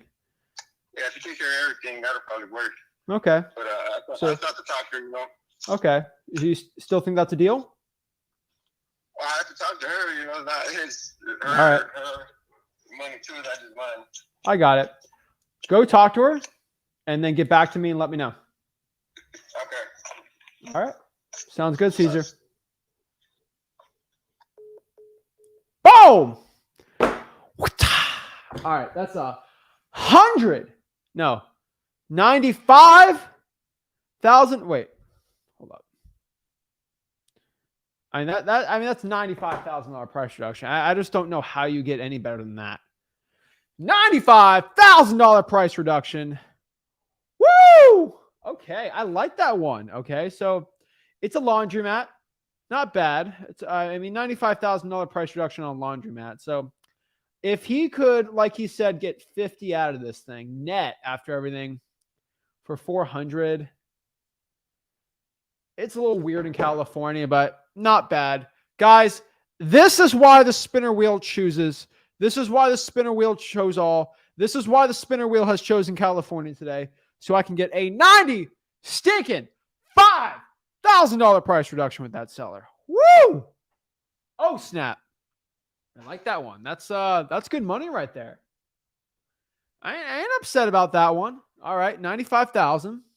And the reason how I came up at 95, I just saw the original listing price. I'm like, well, I know appreciate at least 20% or 25%. So if I can make a difference between the appreciation of 400, he was probably overpay on that one. Maybe that's a 20K. But like, I just want you guys to understand that like you have to get a $95,000 price reduction just to make 20K on this one, because that's how ridiculous California is. But that's a good deal. I'm going to take that off so we don't see that one. But that ain't bad. I ain't upset over that one, guys. That's definitely the biggest price reduction I had. It's not the biggest deal I've done on Zillow Fsbo, but that's pretty good. I ain't upset about that one. All right. Calling works, guys. I'm telling you right now. Hello, Koya? Hey, what's up, man? It's Kwa. All right, Kwa. Yes, What's up, sir. man? Hey, it's just like, first of all, I just want to say, it's a pleasure to be speaking to you. I wasn't even expecting to get on, but Pleasure to speak to you. yes, sir. I was just going to ask a questions that when you like shoot your numbers to these homeowner, like how can I become more confident that my cash buyer will pay like that price, like when I negotiate it down to a certain price? You won't know unless you ask them. Right? Okay. Right. So I can't be too confident how much they're going to pay unless I ask them, right? And dude, I've been super low on it and I've been super high on that side, right? I've wanted too much and I've wanted too little. So it's a yin and a yang, man, right? So honestly, what I can tell you is you're going to have to find out for yourself which one's going to be the best kind of price you're going to do it. But like, I mean, use your MAO and then I'd probably go from there and try maybe $5,000 over the MAO and just see. But I think that's kind of going to be a good range. Okay. And usually do you like do your comping like after speaking with the owner or like before you what kind of lead are we talking? Just for sale by owners on Zillow. Yeah, I'd probably do more comping after. Okay. All right, man. Yeah, that's just like the only questions I had for right now. I'll be sticking in the room and watch you close some deals. All right, man. Appreciate it. Man. Have a good one. Thank you. You too. Boom. All right. Next, we got Moses. Yo, it's Destino. What's up, Zach? What's up? How's it going? Yo, I had echo yesterday and I couldn't talk to your father. Right. But what's up? Look, really quick, bro. You remember that deal I was telling you about in Arizona? I got a deep discount for. And the guy was like, basically, he was trying to give me like a short inspection period or whatever. I got him to 30 days, but he wants EMD in 3 days. Because remember, it's on market. So he wants he wants 1,000. And I keep it a buck. I don't really have it. You feel me? So it's like I'm trying to figure out how to navigate that. Because they're on board. Him and his wife signed. And it's a good deal. So I was like, damn, should I partner up with Zach and he could put it up? Or should I partner up with somebody else if you can? Is this an on-market deal? Yeah. And I got him down 85,000, remember? Yeah. I mean, that's the issue with an on-market property. I think I've said this a million times. Like, I mean, 1,000 is probably going to be a good deal for an on-market EMD, dude. Yeah. Your only best bet is going to do EMD after inspection. And and it don't sound like they want to budge. So it's like, you know, it's one of those situations where obviously it's probably in my best interest to come up with the money because I'll win in the long run. You know what I'm saying? I won't lose the deal. You're most likely to have to come up with the money yourself, man. You can try to submit the JV. It's going to have to be a good JV deal, and your contract's got to be legit. But I mean, you can try it. The numbers got to be good, though. Yeah. So, yeah. If I give you, well, you don't want to go over the numbers right now, though, right? That's the thing. No, yeah. The whole team for that. Right. Yeah, I don't know if I have enough days. I'm gonna try to. If I was to get them to give me 7 days, would that just throw up a red flag for them? Because they're gonna be like, you know, why you can't produce 1,000 in 3 days? Because for what I understand, most of the time, that's what agents want is a couple of days, right, before you come up with that money. What's the potential profit on this deal? Oh, look at that. I want to say like 30 bands probably, because you figure it could be sold for full. You got 30. Have you talked to any buyers about this? No buyers. Buyers, dude. Because if you can get some buyers ready to go, then I'll be happy to fund it. But you have to have a buyer that's already willing to pay to make at least 20 on this. Okay. All right. My only thing is just time. Because you know what happened? I took action. How many buyers did you talk to today? I spoke to recently, well, just one. Today. To be honest, because I had today, to one. Because I spoke to you and I figured we could probably JV it. So once you told me you could probably take it on, I didn't keep calling nobody else because I didn't want to like just leave you out the picture. You feel me? I got it. We'll submit it then. See what happens. Yeah, but I'm probably gonna have to try to buy time. Probably try to get it like to maybe like 10 days. Yeah. And tell them that we're just moving some money around in our entities or whatever, and see if my partner has to look at it. Yeah. Right. All right. I'm gonna see what's up. See if he could do that. I mean, worst case scenario, it's been sitting on the market. I mean, if it doesn't go through, I could probably just sign afterwards with him, right? Yeah. Because all right, cool. All right. Well, I appreciate it, brother. I'm gonna see what's up, and I'm gonna submit it to the JV thing. All right, sounds good, man. All right, take care, brother. Take care. Boom. All right, bye. You too. All right, next we got To the Sam. JV thing. All right, sounds good, man. All right, take care, brother. Sam. Oh, All right, bye. You too. next we got. Yeah, you're watching this on YouTube. Can you exit out the YouTube link? We good? Yeah, you're good. Cool, Zach. I had a couple quick questions. The first, when you're talking to these sellers and then you're saying, you're going to have your partner, go lay eyes on it real quick. Are you actually having somebody go out there and lay eyes on it before you get that contract signed? Usually I sign it and then I have the partner come out. Okay. Which is my buyer. Gotcha. And another question, I'm kind of new to your channel and I'm just going through your course on the website. And what do you recommend? I've been starting to get my feet wet pulling some government lists, and I'm not familiar with PropStream yet, but that's What market? What's that? What market are we talking? Virtual. So I haven't really chosen market, to be honest. I'm still kind of in the learning phase about. You just got the hex, dude. You have 2 days to find it. What's that? You have 2 days to find a market, or I am going to go crazy. All right. So if I have a little capital to invest, do you recommend me going with PropStream and pulling lists from there, or going straight to government lists? Wait, where do you live right now? Tampa. Okay. There's some parts of Tampa you can, but like kind of north-south Pasco area. But all right. I mean, you can invest it if you want. The best investment, if you are going to invest, will probably be in cold calling or texting. Okay. Not by pulling the list. Government lists are still going to be the best one.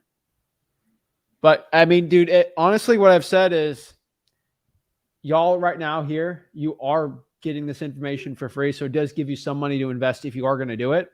So I'm never going to say no to somebody buying a list and then using skip tracing and texting. But it depends on what you're going to do. If you were going to pay money, your best money would probably be spending pulling a list, skip tracing it, and then calling it. That's probably going to be your best investment of money. Okay, cool. All right. Thanks, Zach. Yeah, man. Anything else?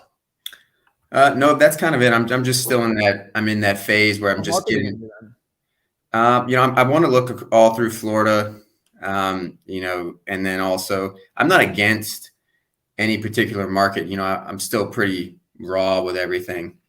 So, I'm just consuming your content. And then I just pulled my first government list today, and it was From where? Hillsborough County in Oh, Tampa. that's easy, dude.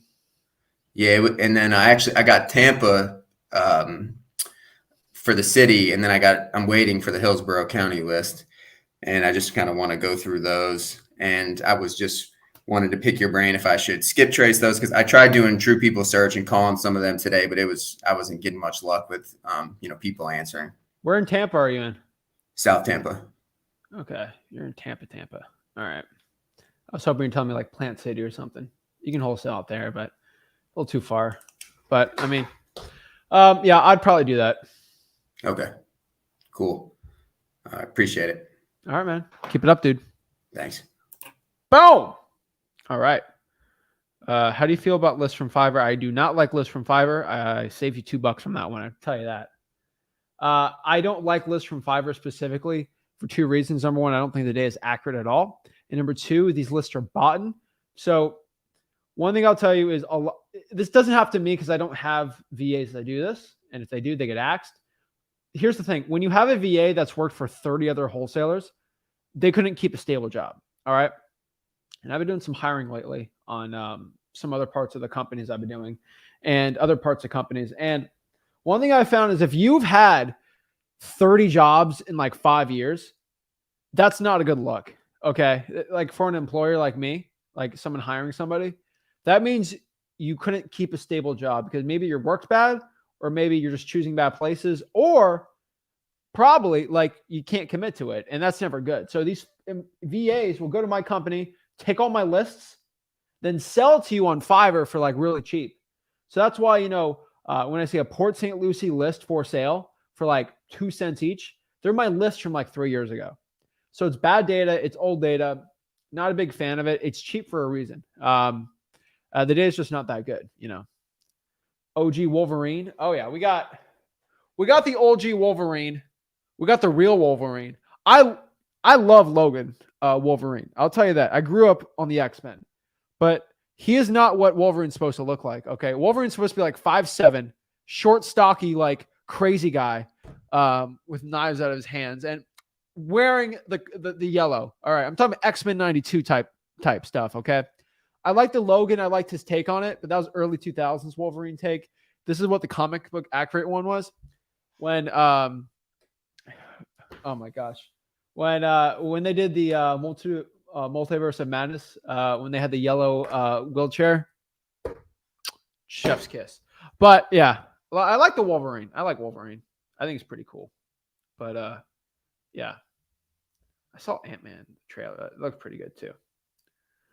Zach, please do a video on talking to cash buyers. I just did one. I'll link it for you on YouTube here. Let's go link it really quick. Flip with Rick cash buyers. Flip with Rick. All right. Oh yeah, I did this one. How to find cash buyers in minutes. I literally did this 6 days ago. All right, last Wednesday. I'm looking here. All right, let me pop it up for you. Yeah, man, there's a new Ant-Man trailer. They're doing the Quantum Realm, and they're doing Kang's going to be there. It's like one of the Kangs. I think they're doing the Egyptian one. Pretty cool one. But yeah, I like the blue Kang. All right, so, and I'm talking about Kang the Conqueror, okay?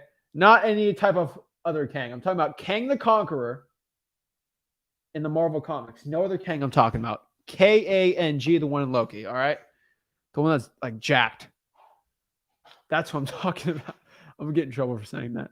I don't know why, but yeah, that's the only cool Kang I know. All right, let's see here. Yeah, the pause gives it away. When I said 400 with the guy and I just paused it, I can tell you straight up, like when I said pause, he was thinking about it. I was like, oh yeah, I got this guy. Boom, 400K. Boom, boom, boom. That's money right in the bank, guys. I'm telling you. So thanks for $1. So, hey Zach, what's the best time? What's the best time of day to cold call? I have personally found the best time of day to cold call right now has been 2 to 7 p.m. So that's why if I'm calling people on basically on California, it's about 2 p.m. at 5. So still part of the 2 to 7 p.m. So yeah. What are your thoughts on wholesaling real estate in the next 3 years? Honestly, I have found the next 3 years wholesaling real estate might get a little different. Real estate at most could be going down, I would probably say 30% at worst. I mean, 40 if things go off the rails, if unemployment goes nuts, but 20, 30%. And then honestly, like, let me show you a chart really quick, just so you see. Let's go to California prices, right? Go to California median home price, which I still have popped up here. Let's say prices go down 30%. Like, what does this mean for wholesaling real estate? And let me just show you guys really quick what that means for wholesaling houses. And it's not as bad as most people thought. Most people think that's like the end of the world. Let's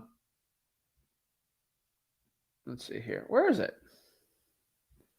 Cali ain't even working here. Here it is. All right. So if real estate goes down 30% if California's at 770 right now, it goes down 30%. We do a quick math, okay?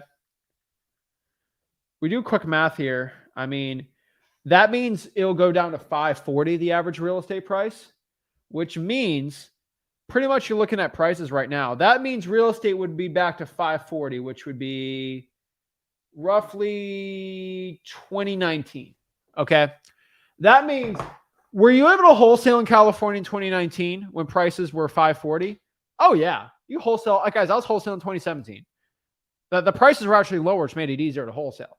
So if prices go back down to that, this is worst case scenario in 3 years, right? You're going to be able to wholesale these houses even easier. There's always going to be buyers for it too, right? Like, are people still being born? Yes. Are there millions of immigrants immigrating into the United States? Yes. Our population is going to be fine. So there's always going to be a demand. All right. So Yeah. So the worst case scenario, real estate goes back to 2019 values. That's fine, right? Like you can still make money on that all day. So yeah, I like that one. I have no problem real estate going down 30%. I'll tell you that. It's a slight discount. I mean, it's only down very little, if any, really, if anything, right now. So I'm not even calling it like it's. You see the trajectory going down there. Do you think they'll get rid of the 30-year mortgage? I mean, I think they'll keep a 30-year. If they had 30-year mortgages when mortgage rates were at like, I don't know, 14%. So I think they're going to keep it. I think 40 is too long. What's the 30-year mortgage at? 30-year mortgage rates. Mortgage rates currently right now are at, ooh, if my loan's 500, what is that going to be? 786. But if I'm getting a 300, not bad, not bad. A little lower there. What if your credit score is lower? So if you're at below average, you're at 8 finally. So we're roughly at 8%. They don't even show like the historical averages of this. But yeah, you're roughly at I mean, it's peaking, but it could probably hit 9 or 10. It's definitely going up. So I think we might even be closer at 10 right now. Mortgage rates are going cuckoo. They're going cuckoo for Cocoa Puffs right now. And I see 10%. They're trying to push real estate going. They're trying to artificially make real estate go down. And I actually honestly think it's a good thing because it makes prices cheaper for wholesaling, which is good for us because it creates more motivation, creates more deals for me, right? When real estate goes down, I hope like people understand this. Like, so there's two camps. Real estate's going down. The world's ending. You can't buy my course if people don't have money to do it. Oh no. And there's me. It's like, real estate's going down. I can buy, guys, I'm buying these deals for cash. Like I could care less about mortgage rates, right? The best part about this is number one, I'm going to buy properties for cheaper. Number two, I get a wholesale more deals because there's going to be more motivation from these deals. And the best part about this, nobody speaks about this. When you list on the market, you know things are going down. If you buy it cash, you just want to get it cash now because you know if this thing sits for 3 months, prices are going to go down. They want to get rid of it for cash. And if you get a good discount on it, you bring it to a cash buyer, and buyers are still buying right now, and they always have been buying. You actually make more money when real estate goes down than when it goes up. That's why Rick, when he did in 2009, 10, and 11, he made more money than he did in 2005, 6, and 7. Because you will make more money when real estate goes down. But you can't listen to a broke guru. That's the issue. Like these broke gurus are out here, and you know it's very sad.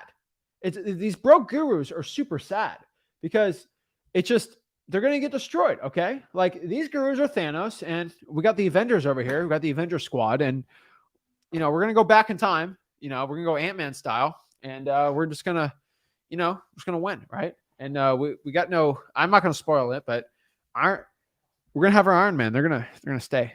All right, so that's the point, guys. Right? Like you can't lose when you got the ultimate squad of wholesaling education going on here. Okay, Thanos ain't gonna win. All right, they ain't gonna win.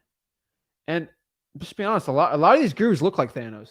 Okay, you ever look at him? Like they're looking like Thanos. So it's kind of sad.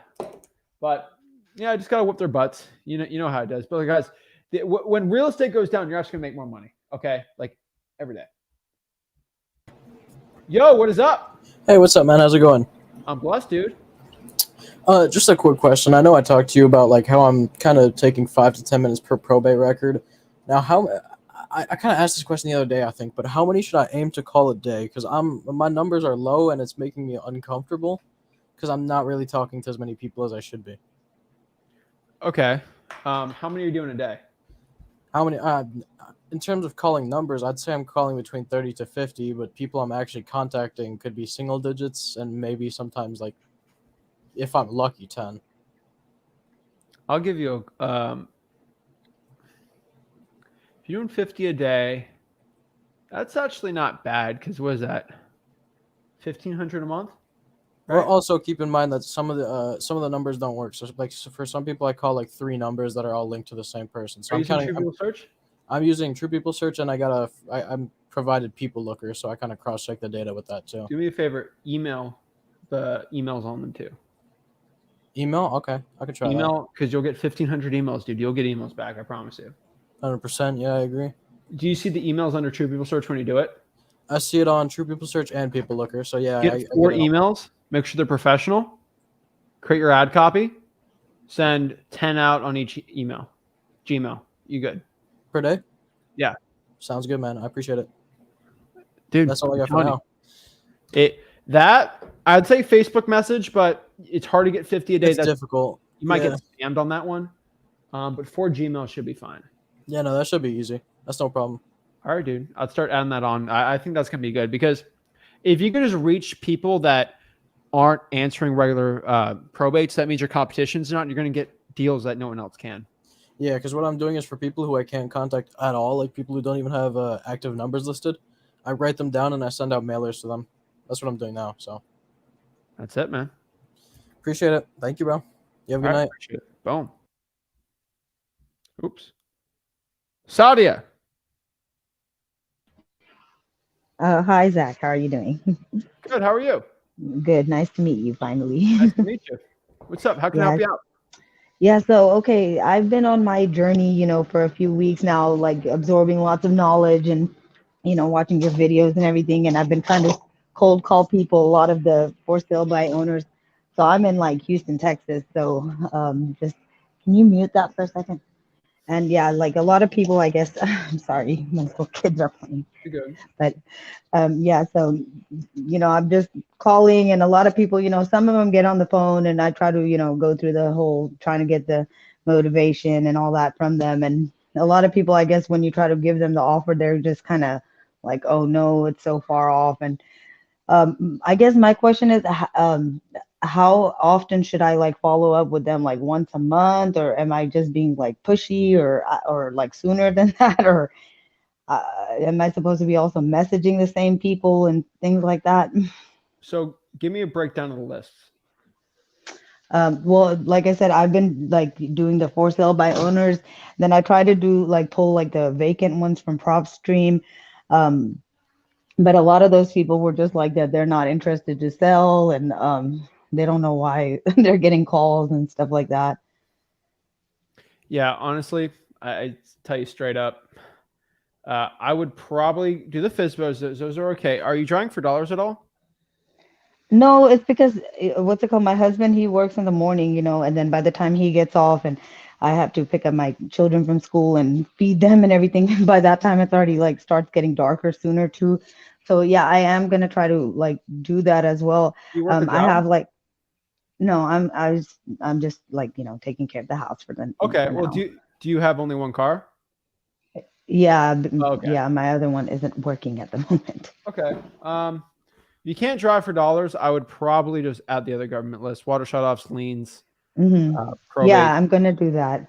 So the question is, should you follow up more or should you do more leads? And every single day, I mean, you can follow up the problem is with Harris County, I can do probably all of Harris County in a week of Fsbo. Like, right. Call twice in a week, I get it all done. Now you have 4 other weeks. What are you going to do, right? Pull more list and call. That's going to be hands down the best one. Okay. So like the people, like a lot of them that you're just getting the voicemails and leaving voicemails for, do I, since I never spoke to them, am I going to keep calling them back until I get an answer, or do I just kind of leave them alone? Send them a text and a voicemail. That should be it. Okay. And if they don't respond, then just leave them alone. If they don't want to sell the property, they don't want to sell the property, Can't force them.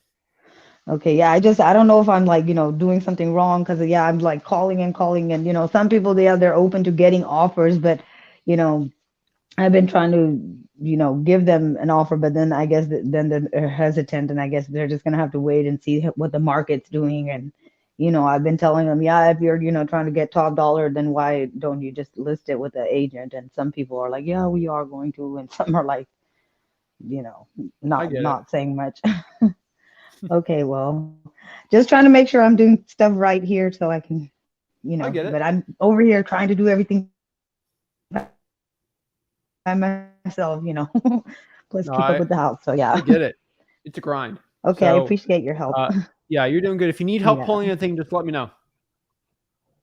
Okay, I appreciate it. Yeah, I sent a email over to like, I guess the county for the violations, and I'm waiting on them, or like I guess city of Houston, I guess.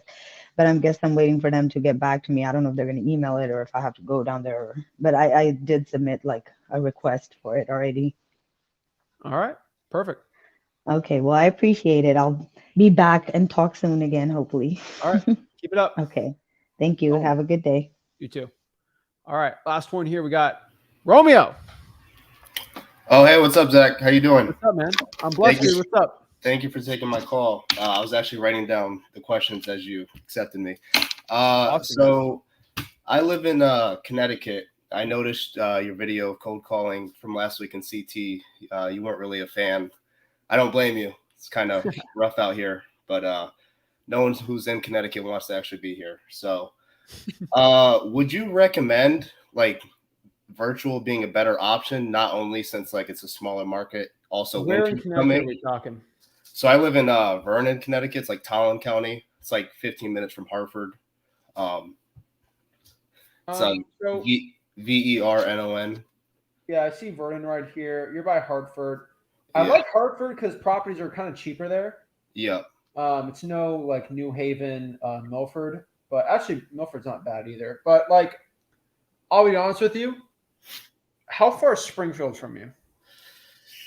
45 without traffic. I'll realistically like hour 15 because there's I'll always tell traffic. 30. Okay, I like Springfield. Hartford's going to be your best bet, honestly. Kind of the areas around there that have decent buyers, right? Yeah. The issue is Hartford's got cheap houses, but like they got some areas that are like really high crime. Buyers just don't want to buy there. But then there's some really good properties there, like cheap real estate in non-high crime areas that are just cheap and they're good rentals. Those things are money, right? Yeah. Because they're cheap, which is good for you to get discounts, and buyers actually like them. So my best bet for you is I would do Hartford. How far is it for you to get to Hartford? 15 minutes. That's easy. Okay. What I want you to do is there's probably some real estate investing meetups there. They're going to sell you guru courses. Just don't buy them. Okay. Yeah. Are you going to buy any guru courses from them? No. Good. Because I'm broke. I'm telling you, when a guru is local, they won't actually give you the information. Yeah. Because they don't want you to win. All right. But be there. There's going to be some buyers there. Check out the 4 rents. Those are probably your best bets in a cheaper market like that. And I want you to just ask the buyers where they're looking to buy. Call the realtors. Do you see my video last week on cash buyers? No, I just saw the link that you put in there. So I'm going to watch that. Facebook groups too. Like, yep, I'm a part of you're smart enough. You know what I'm talking about. I want you to specifically ask the buyers where they're looking to buy. Okay. And then I want you to market to those areas. Okay. And boom. That's going to be your fastest, best way. And that's why I tell everyone to hop on the one-on-ones. Yeah. Because this is very specific, right? Yeah. I want you to be very selfish with your questions because it should be to help you only. I gotcha. Ask the buyers because Hartford is still a little weird. So ask them, hey, where, because I had to look all this stuff up. Where are you looking to buy? Let me go after those areas. Boom. Okay. So would you recommend at some point going virtual? Just because I know like winter up here sucks. So it's like no one's really going to want to do anything when the snowstorms and 50-50. Yeah. 50-50. Gotcha. And but then, I would go hard in the paint right now before things get weird. Yeah. All right. No problem. I appreciate it. And then 2 more I had. Say I did go virtual. Would I have a harder time trying to pull like government lists if I don't live in that state? Like, are they going to be like, should I not mention that like I'm not from the area? Or you were born in the USA, right? It doesn't matter. You're a U.S. citizen. No, I didn't know if it was like a by state. They get government. They get federal government funding, so it don't matter. Okay, I gotcha. And then last one here, really quickly. I appreciate you taking the time. I'm gonna put about like, if you had like $200 just starting out, what would you put that towards? Whether it's PropStream, gas money drawing for dollars. Say that one more time. Gas money for drawing for dollars all day, every day. No question about it. Okay. Specifically, driving for dollars areas the cash buyers want. Okay, I gotcha. Absolutely. All right. Well, thank you, Zach. That was basically it for now. Appreciate it, man. Let me know if you got any other questions. All right. Enjoy your day. You too, man. Boom. Guys, quick teaser. I did do a drawing for dollars video that will get released maybe in a month. We got to edit it out. But I just popped on Deal Machine and I literally just drove in Port St. Lucie near a deal. I got in the video, we edited some out because I wanted to make it like 15 minutes, but like we got like 30 leads in 30 minutes. Amazing deals. And I didn't even know those deals were even near there. It was really cool. So we're going to get that done. But just like showing the power of drawing for dollars, like it's amazing. So yeah. So guys, make sure you do me a big favor. If you got any value from this video, do me a favor. Smash that like button. Hit that subscribe button with the bell. Y'all saw a $95,000 price reduction today. Subscribe for more of that stuff. We're here to whip these gurus' butts. And then comment below any questions you got. But guys, make sure you hit that sub button. Make sure you like this video. And we'll see you soon, guys. Have a blessed one. See you guys soon. See you